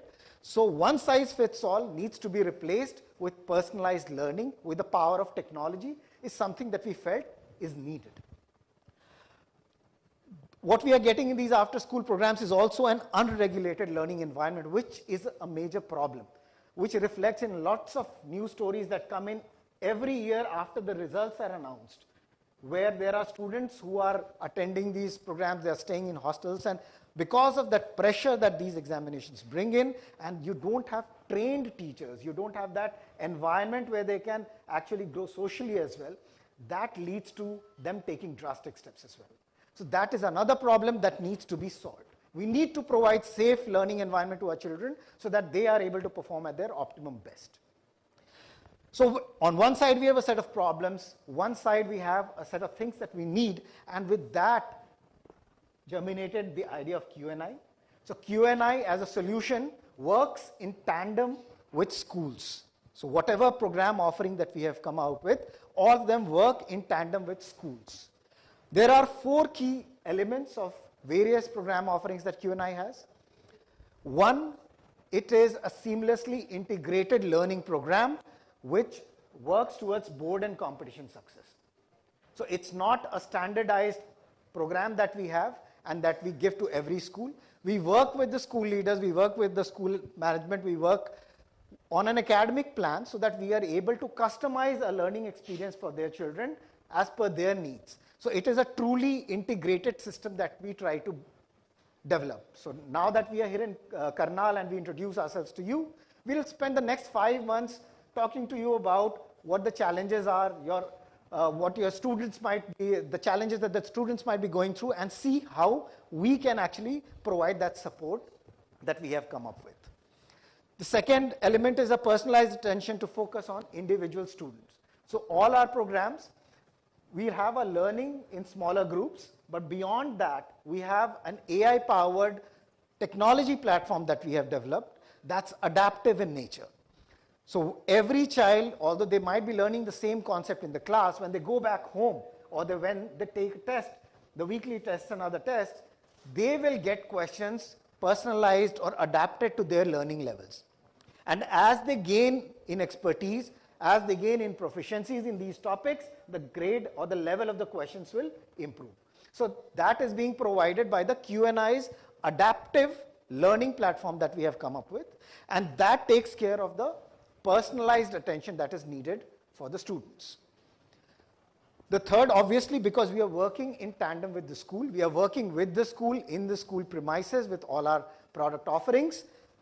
We continue to provide that safe environment that's provided with the school. We do not take the children out of the school. And the fourth element is reducing the burden up and providing the upskilling opportunities for the teachers as well, because there is a platform there, it has a lot of content there, it has the power of technology there, we have n number of customized dashboards and reports that the teachers can use without going and forming questions, taking the tests, and then doing the analysis. We have a platform ready-made for that. It goes to the level of every child, generates reports, generates the SWOT analysis, generates the feedback, provides the recommendation, which serve as a very, very handy tool for the teachers, and that reduces their burden as well. So all these are the 4 key elements that come in the Q&I program offerings that we have. And when we are working on the program offerings, there are key tangible outcomes that we look at. Obviously, the first one is the improved results and higher student retention post-class 10. That's the immediate metric that we want to track when we implement a program at the school. Adoption of technology standing out from the competition. There are other technology solutions available in the market as well. So when we work with you, we will clearly list out how Q&I becomes a differentiator, becomes a solution that actually solves some of the real problems that the students might be facing. So these are the clear, tangible outcomes that we work on. Now, when we are talking about the program, at a more micro level, this is how we implement it within the school. So when we begin offering a solution, when we begin executing a particular program offering, we do it through a learning cycle. So this is the learning cycle that I'll touch upon very briefly. But before I talk about that, I'll also touch upon how this program offerings actually are implemented. They are implemented in 2 modes. One is called the on-site mode, where our teachers physically stay at the school 6 days a week. So they become kind of part of the school system itself, where they go there, they stay throughout the day, plus those additional 2 hours after the school hours where the students who are actually taking these programs, we figure out their gaps and then we provide these remedial classes to them on need basis. So the 2 extra hours are spent there, and every Saturday the whole day is spent providing need-based tutorial sessions and doubt-solving sessions to the students. So all 6 days of the week, the teachers will stay there. There is no coaching center that Q&I operates. So the teachers are not going to go in the evening and teach at a particular center. They are going to be completely dedicated to the school, and they are going to be staying at the school all 6 days. So that's the on-site model of program offering that we have. The other model is hybrid. It's kind of online, because in this model, our teachers, our master experts will be teaching from our centralized studios in Noida. And these classes will be relayed through smart classrooms in the schools. Why we call it hybrid is because we do not leave out the school teachers in the process. We work with them so that they are also a part of these classrooms. So when we work out the academic calendar, we do the academic planning, we sit together with the school, we figure out the clear roles and responsibilities that we can distribute amongst ourselves. So what Q&I is going to take care of and what school is going to take care of, and together we help in implementing this hybrid program. Hybrid program, again, it will be offered from grades 8 to class 12th. In 8th, 9th and 10th, which we call the foundational grades, we do not focus on a particular exam. We don't say that it's a JEE program or it's a NEET program or it's a CUET program. We work on more foundational learning skills, what we call as core learning skills and strategic learning skills. Because the book learning, the rote learning, or the knowledge that's required from the books or the content that's available everywhere else, the children already have access to that. What we need to build at that stage are these learning skills, how they can apply the knowledge, how they can evaluate, comprehend, how they can strategize better, how they can manage their time better, how they can improve their accuracy, the speed. All these things are part of strategic learning skills. So we work on those skills so that post class 10th, whichever stream they choose, whichever exam they choose, they are prepared at it from the foundational level. So 8th, 9th and 10th, we focus primarily on those aspects. 11th and 12th, the students are formally, they decide what they have to do, probably in terms of the exams that they are going to face, the streams they are going to choose. So we are focused on providing the solutions. Currently, we are offering the solutions for JEE and NEET examinations. CUET, CLAT, everything is work in progress. Within the year or two, next 1 year or two, we are going to be ready with that as well. So currently, the solution focuses on JEE, NEET and board for class 11th and 12th. For 8, 9 and 10, it's primarily focused on building those foundational learning skills. Now coming back to the learning cycle that I was referring to, when we begin the program, we begin with conducting a diagnostic test. So diagnostic test is conducted on the prerequisites that are required for the grade that they are in. So once we take these diagnostic tests, we are gaps, and based on those gaps, form homogeneous groups of students and offer them a bridge course. So bridge course focusing on specific aspects which make them ready to take the regular course that's going to be starting after the bridge course ends. So that's the first step, the diagnostic and the bridge course. Post that, the learning happens, devices with them at homes. But we can also provision for these devices. Now these devices would be tablet devices. We don't sell these devices, we provision them from a standard manufacturer so that they are they do not become dysfunctional after a few months. So we have that kind of a setup there. And these tablets that we can provide, they will be locked. Locked in sense that only the Q&I apps and the live tutoring apps that we have will be accessible to the students. And there will be an admin console through which we can monitor the activities as well on the tablets that are being provided. So every student gets an assigned tablet and we are able to figure out what they are doing. So that element of parents being wary of what the children are doing with the tablets gets solved for. We have a few schools in Haryana where we have implemented this and it's been running successfully. So we provide the tablets where they require. So all the assessments that are being done, all the practice that happens, the homework that's given, every question, single question that the child does is tagged at 27 various levels. As I said, Thomson Digital has been working in providing content solutions for the last 50 years. So that has been the bread and butter for us. So that is something unique that we come up with. So every single question is tagged at 27 different levels. Even the difficulty of a question we define at multiple levels. It's not simple, easy, medium and difficult. And we define it very objectively. It's not subjective. So there is a matrix that we prepare and everybody knows what level the question will lie in. So that is the kind of uniformity that we bring in. So based on that data, we generate a lot of insights. A lot of insights that provide for the deep analytics that we are providing. When we talk of deep analytics, we don't just talk about telling you how much time your child is taking to solve a question or telling you what the accuracy of the child is. We are trying to envision a system where Q&I becomes the Google map of learning. So in the analytics that we provide, the day the child enters into the system, the date, from that date to the exam that they want to aspire for or aim for, and the date on which they are going to appear in that examination, the two destination and the beginning points are defined, and then a learning roadmap is sketched for the child. Just as you use a Google roadmap, and when you begin at a place and you provide the destination, you get the different paths.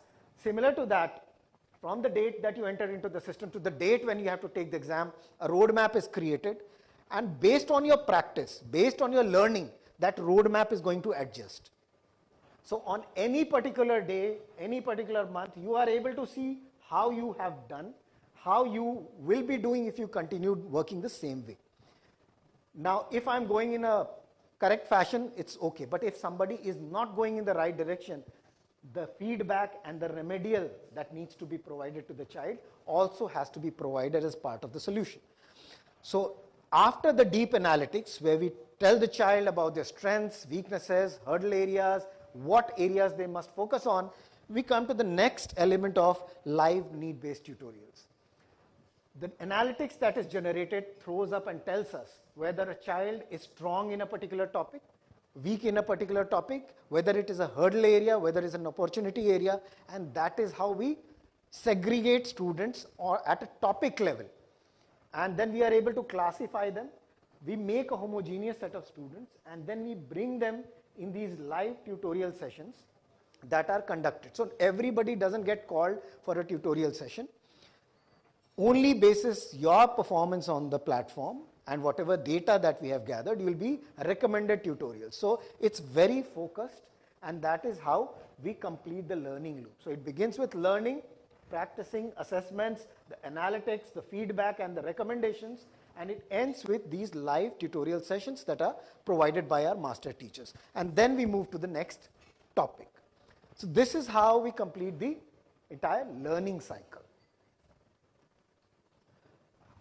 Q&I started, so we came out in the market in November 2022. Last year was the first year that we went into the market. We did not launch it big time. We went with testing with a few schools because there were tweaks that were needed. The understanding of the market was needed. The understanding of how and what the schools need, that was needed. So we started with 15% of them scored 90 percentile and above, as opposed to the national average if you take the total number of students appearing in the exams versus the number of students who score 90 percentile and above, so which is approximately 4 to 5%. 15% of our students got more than 90 percentile in JEE Main. So that has been the result so far. This year, for the upcoming year, which starts in 2025 March, we are reaching out to 40 selected cities. We are focusing on 2,000 schools to begin with and 2 lakh learners. So that's been the vision for us for the next academic session, where we are going to target only on these 40 cities, work with the school leaders like you, come up with a program that is success driven and not just intended to take students from the school and get them into a dummy system or taking them to a particular center where we are teaching. We are not opening any center there. We are working only with the schools, because ultimately the school teachers have to be at the center of it. What we are going to provide is the extra that is needed to help the students compete in these advanced examinations. So that is the objective, that's the mission for Q&I. In very brief, I'll not take a lot of time because we'll connect again probably and we'll network as well. So I'll just open the floor for questions from your side, and specific questions pertaining to the school and how we can customize or what the program is in detail. We will take it up. My team is available here. So we will talk to you about that. And 1 week from now, we are also going to visit the schools individually.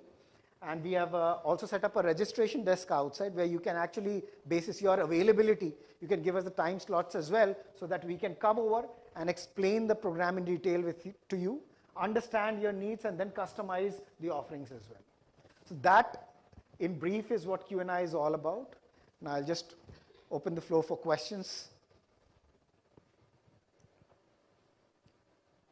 Any thought on the program? And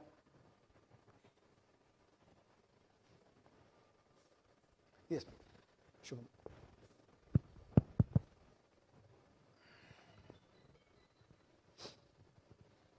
Good evening, everybody.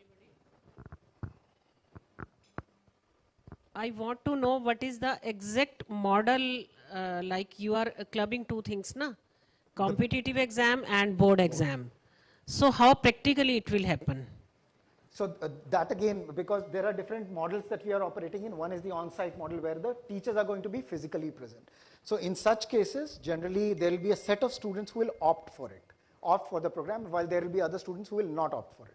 So these students who are opting for it, we will create a special Q&I section for them, and our teachers are going to take care of both the board and competition. In the hybrid model, although the things will be different, there we have to define certain other roles and responsibilities that will be distributed between the Q&I teachers, because we will not be available for the practicals and the subjective tests there. So all these modalities will be worked out with the school, because there are cases where the school opts for all the students as well.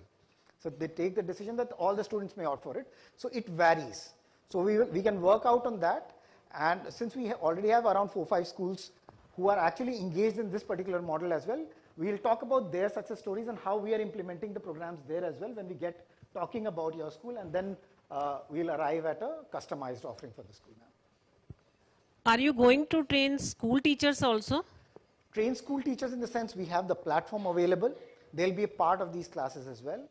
So all that training will be provided. Other than that, there'll be workshops, periodic workshops that will be conducted on various aspects of these examinations. So all these things they will be a part of. So they get access to the platform, they get access to the content, and they'll be part of these classes as well. So that kind of upskilling will be there. In addition to that, because we are also generating a lot of data, so the usage of that data, the usage of those dashboards that we are creating, that training will also be provided to the school teachers so that they can take that and provide some remedial actions pertaining to the board specific examinations. Thank you so much.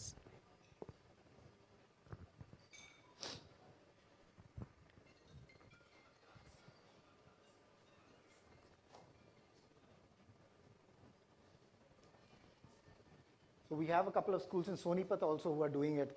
Karnal also probably will be having these integrated programs, I suppose, with some of the existing education players. So in case you have that, give us an opportunity to come and talk to you about how we are different and what exactly we are doing there.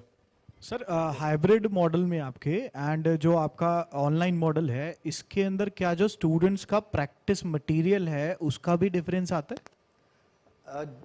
On site और hybrid दोनों में material same मिलता है sir.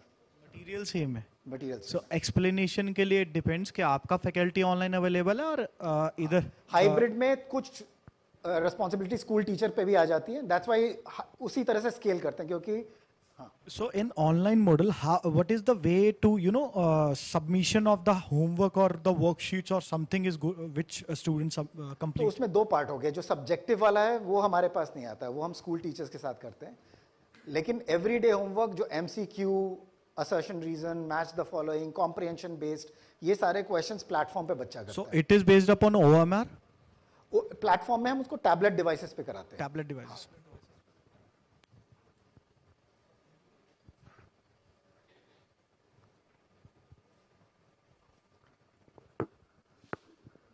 Any other question? We'll be glad to connect with you right after this because we have a networking break here. So feel free to connect with our team members. We'll reach out to you individually as well. And once again, next week we are going to be there in the city for 2 days. We'll visit your school. If you could spare half an hour, we'll talk to you about your specific school and try to see how we can customize the offering there.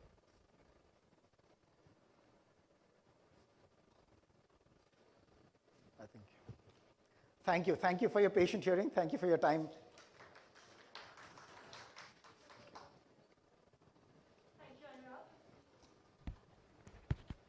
Thank you, Anurag, for that presentation. Once again, there's a registration desk set up right outside. Y'all can pre-book your exclusive meeting with Q&I experts. We would be more than happy to come visit you, understand how we can customize our offerings and collaborate with you all. Once again, there's a desk right outside. Y'all can visit and let us know what would be your preferred time slots. And thank you for being so patient. Moving on. Now we have a short networking break. We encourage each one of you to speak to our team, speak to one another, and there are some refreshments outside. You all have been a wonderful audience, so thank you for that. Can we have a huge round of applause for the audience? Thank you. All right, so let's break for the networking break, and we will reconvene in 30 minutes right after that for the felicitation ceremony. Thank you. Video.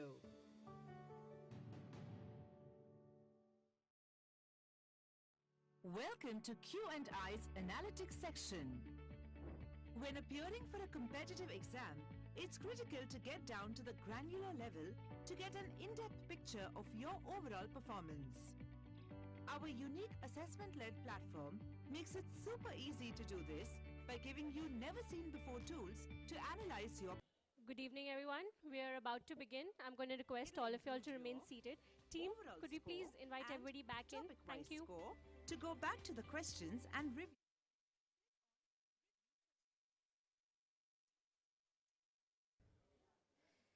So I've just been told some of you all have come from really far away places. We don't want you all to miss out on the group photo, so we're going to put that before the award segment. So I'm going to request each one of you to kindly join us on the stage. We would like to capture this moment and take a group photograph. Please join us on the stage.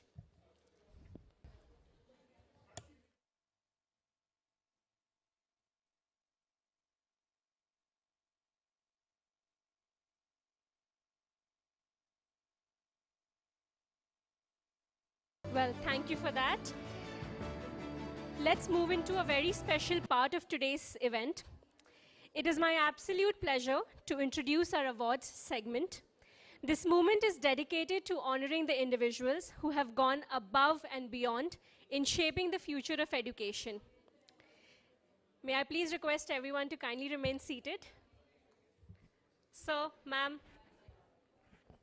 Good. Yes, thank you. Well, today we celebrate the educators, leaders, and change makers who continuously strive for excellence in their work. These awards are a testament to your extraordinary contributions, leadership, and a vision for a brighter future. And may I please have your attention? We are about to wrap up, and we are in the final segment. I request everyone to kindly remain seated. Thank you. So now please join me in applauding your efforts and your contribution. May I please invite Anurag Chandra, Head of Product and Business Operations, to kindly do the honors.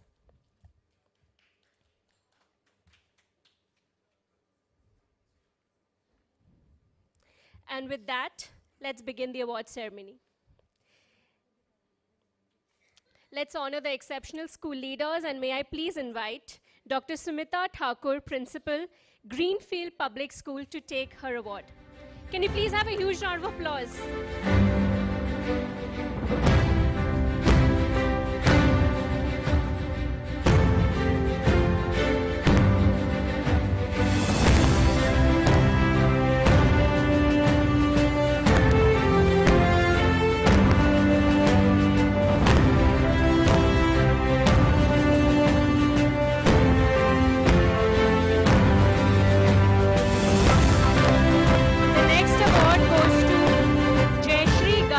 Principal, IBL Public School, Jayashri Garg.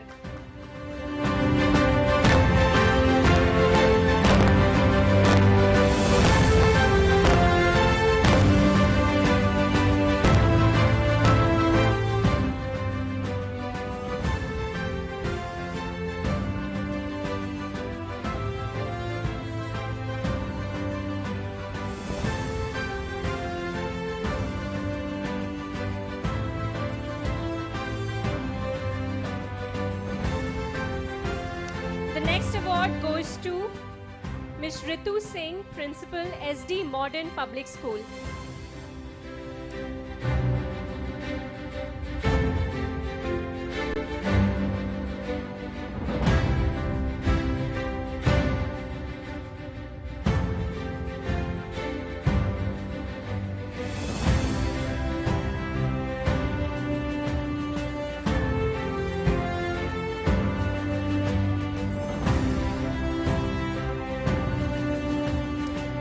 Shivani, Principal, SD Vidya Mandir School. Can we please put our hands together for ma'am?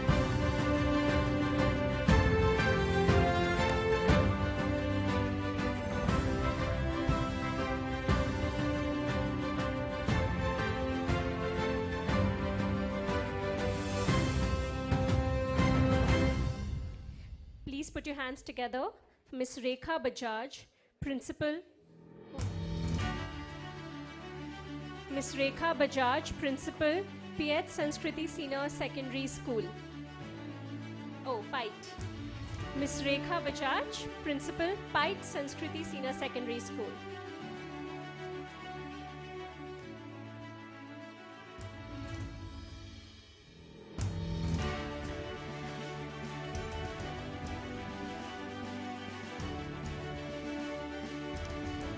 May I now invite Mr. Harendra Kumar, Principal, TDI International School.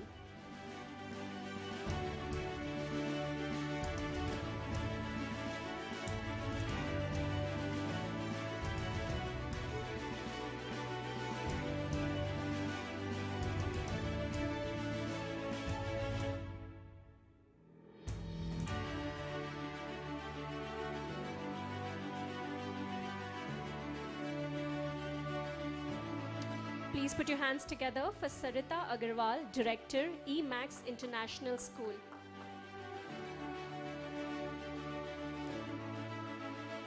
Moving on, may I now invite Neeraj Tyagi, Director Principal, Lakshmi Public School. Congratulations.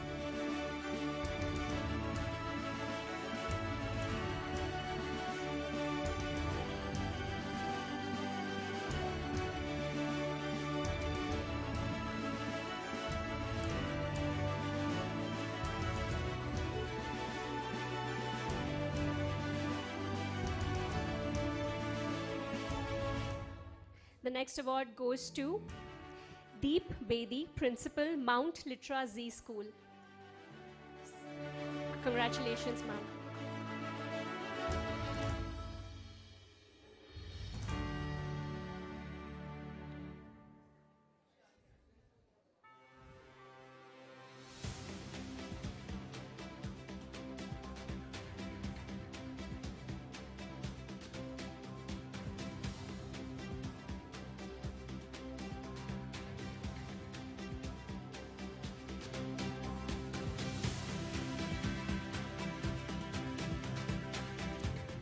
May I now invite Dr. Jasjeet Kaur Sood, Principal, OPS Vidya Mandir. Congratulations, ma'am.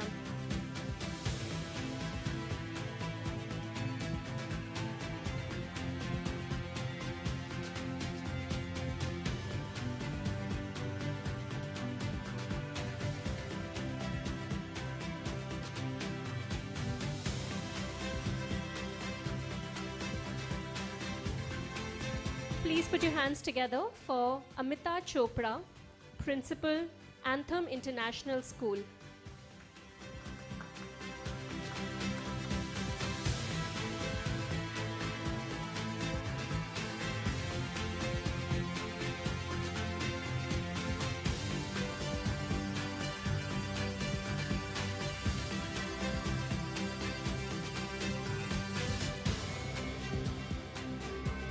The next award goes to Sanjeev Kumar, Principal, JD International School. Congratulations, sir.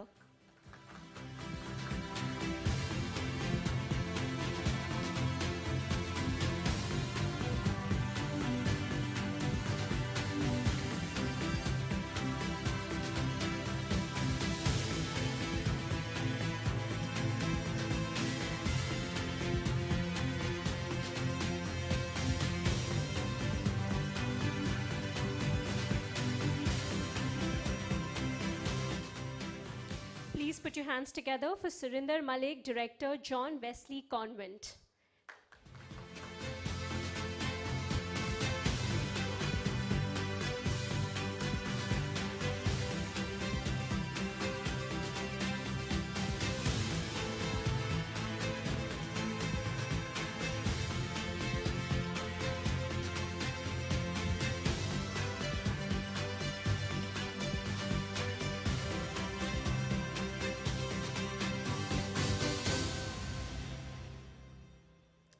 May I now invite Ms. Mamta Chetri, Principal, Apollo International School.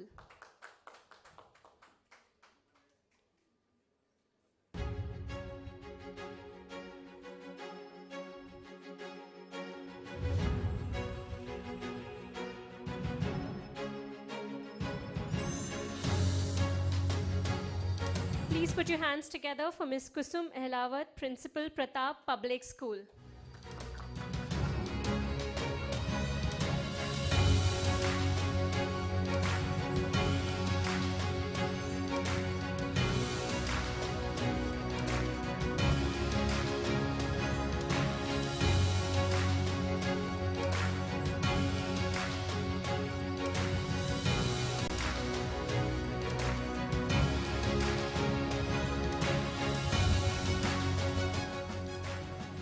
Moving on to our honorary mention award category, may I please invite Ms. Vandana Arora, Director, New Yashoda Public School.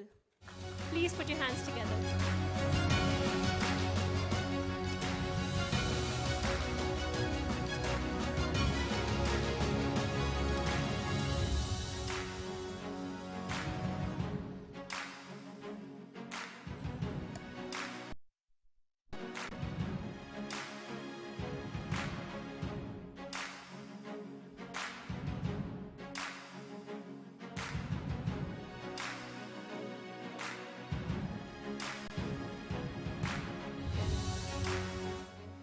next award goes to Ms. Reena Jain, Principal, Maharishi Vidya Mandir, Ambala.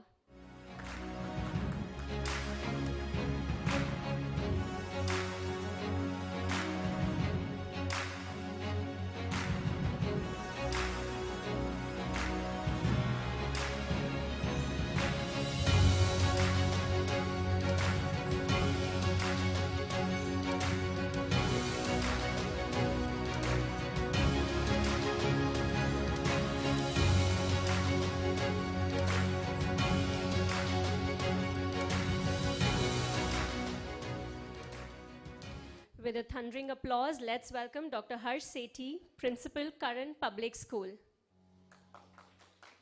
Let's hear a huge round of applause, ladies and gentlemen.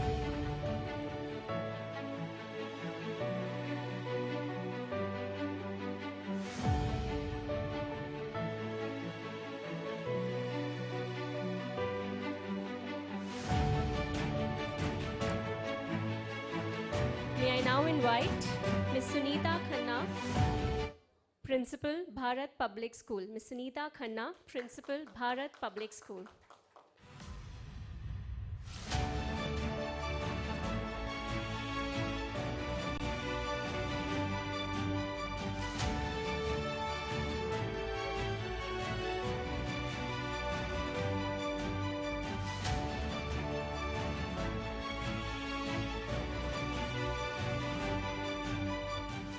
Please put your hands together for Mr. Sagar Ratan, Vice Principal, VUMM Jain Public School.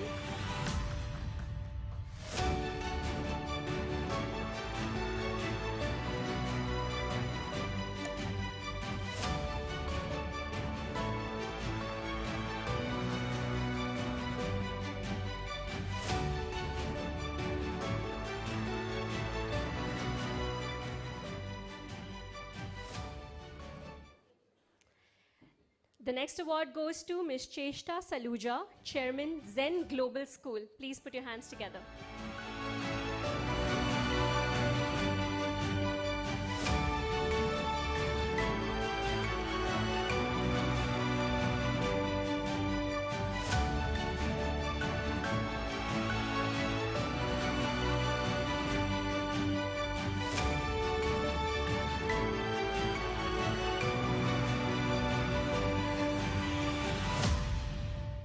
May I now invite Dr. Vibha Kaushik, Principal, MS Memorial Public School. Don't let the applause stop. Please give a huge round of applause.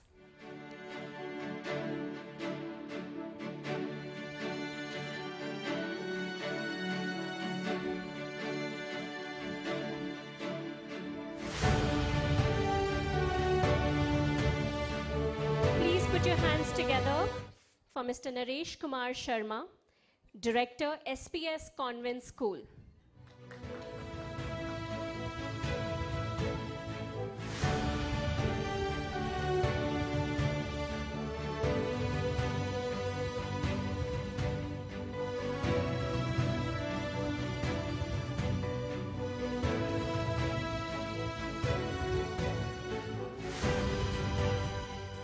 The next award goes to Ms. Pooja Chaudhary, Principal, Shiv Shakti Public Senior Secondary School.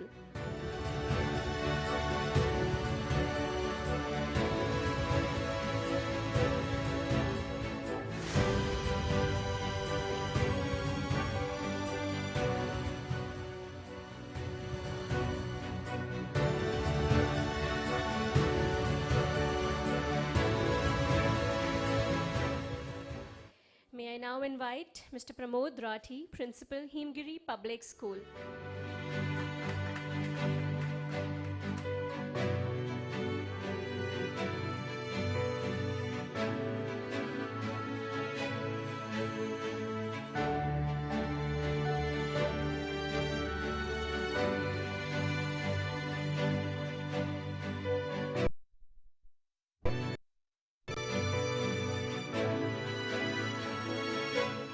Put your hands together for Ms. Manisha Rawat, Principal, Mata Sahib Kaur Senior Secondary School.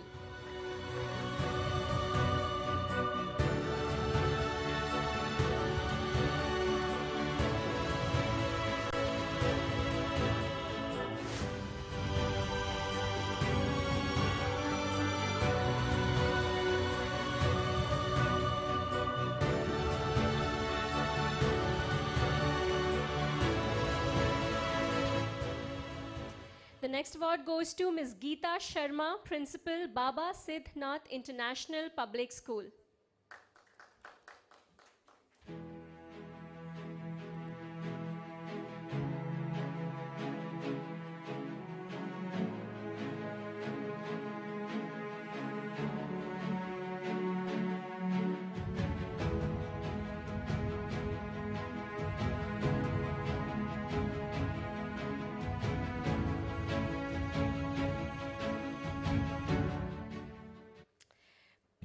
Please join me in welcoming Mr. Muni Ram, Principal, Arya Adarsh Senior Secondary School.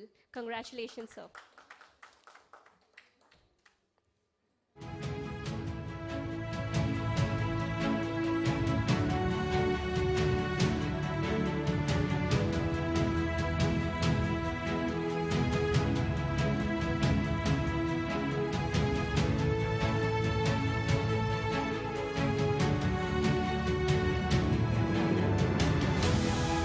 The next award goes to Ms. Neenu Chandna, Principal, Baba Ramdas Vidyapeeth.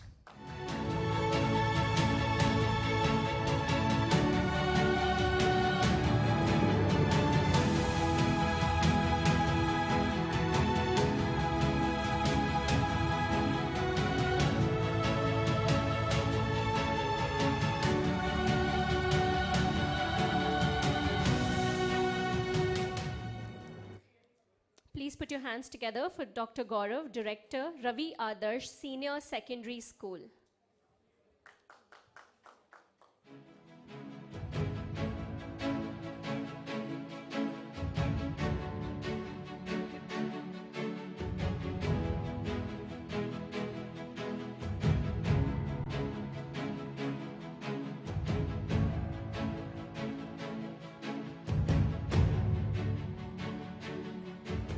Before I announce my next award, can we please have a huge round of applause for all the people that have been awarded? Thank you. Join me in inviting Mr. Akhilesh Gautam, Chairman, Shri Ram Charit Manas Senior Secondary School.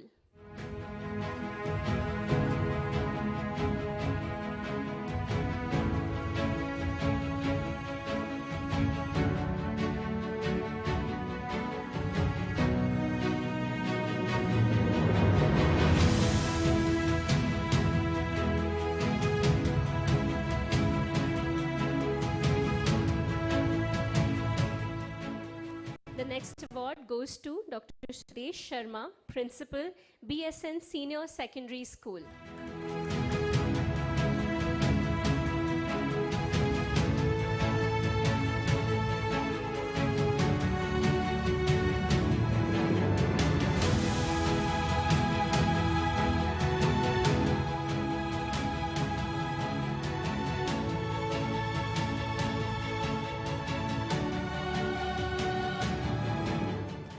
Please put your hands together for Mr. Ravinder Singh, Principal, BPR Public School.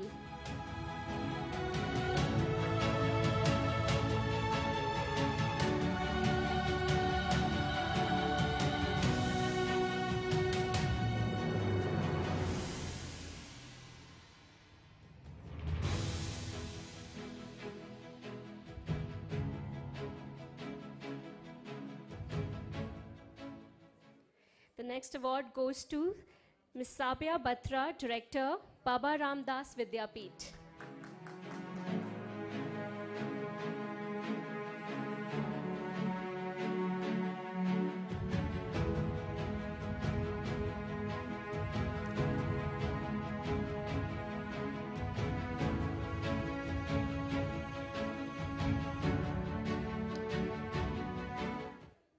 May I now invite Ms. Tanya Sachdev, Principal, VUMM Jain Public School.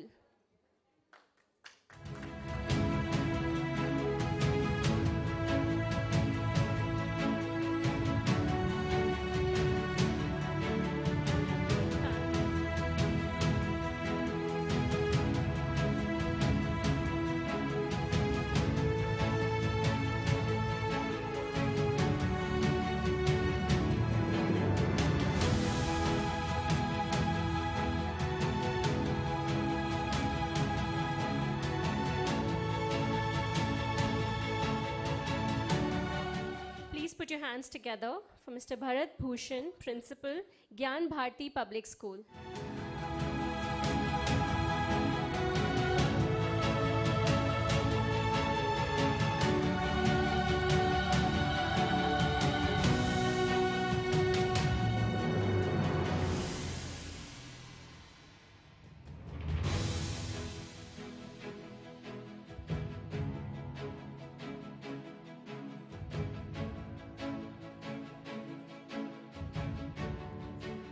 The next award goes to Mr. Dinesh Sharma, Director, Bharat Public Senior Secondary School.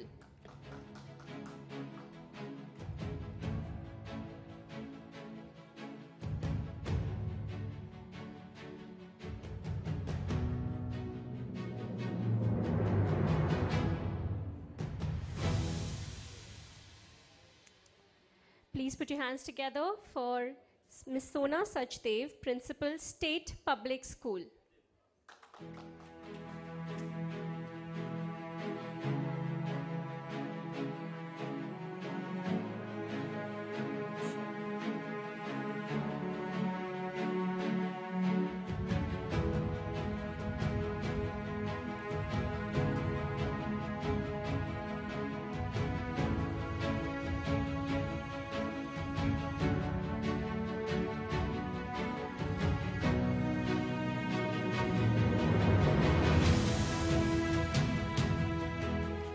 The next award goes to Ms. Jatinder Kaur, Director, the Brahmanand Academy.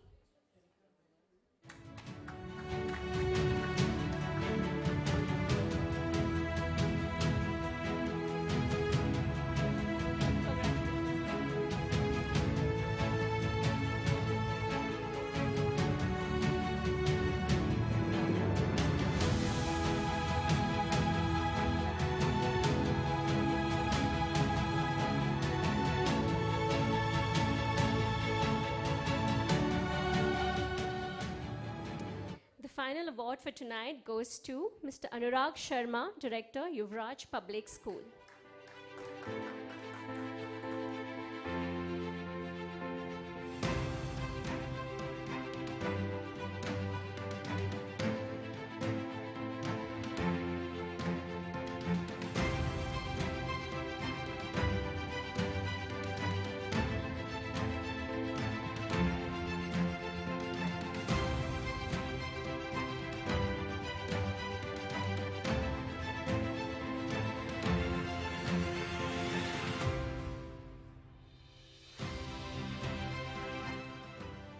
With that, we come to the end of the award segment. Thank you, Anurag, for doing the honors. Congratulations to one and all. As we come to the close of today's inspiring event, it is my privilege to extend a heartfelt vote of thanks to all who made Q&I Today in Karnal such a remarkable success.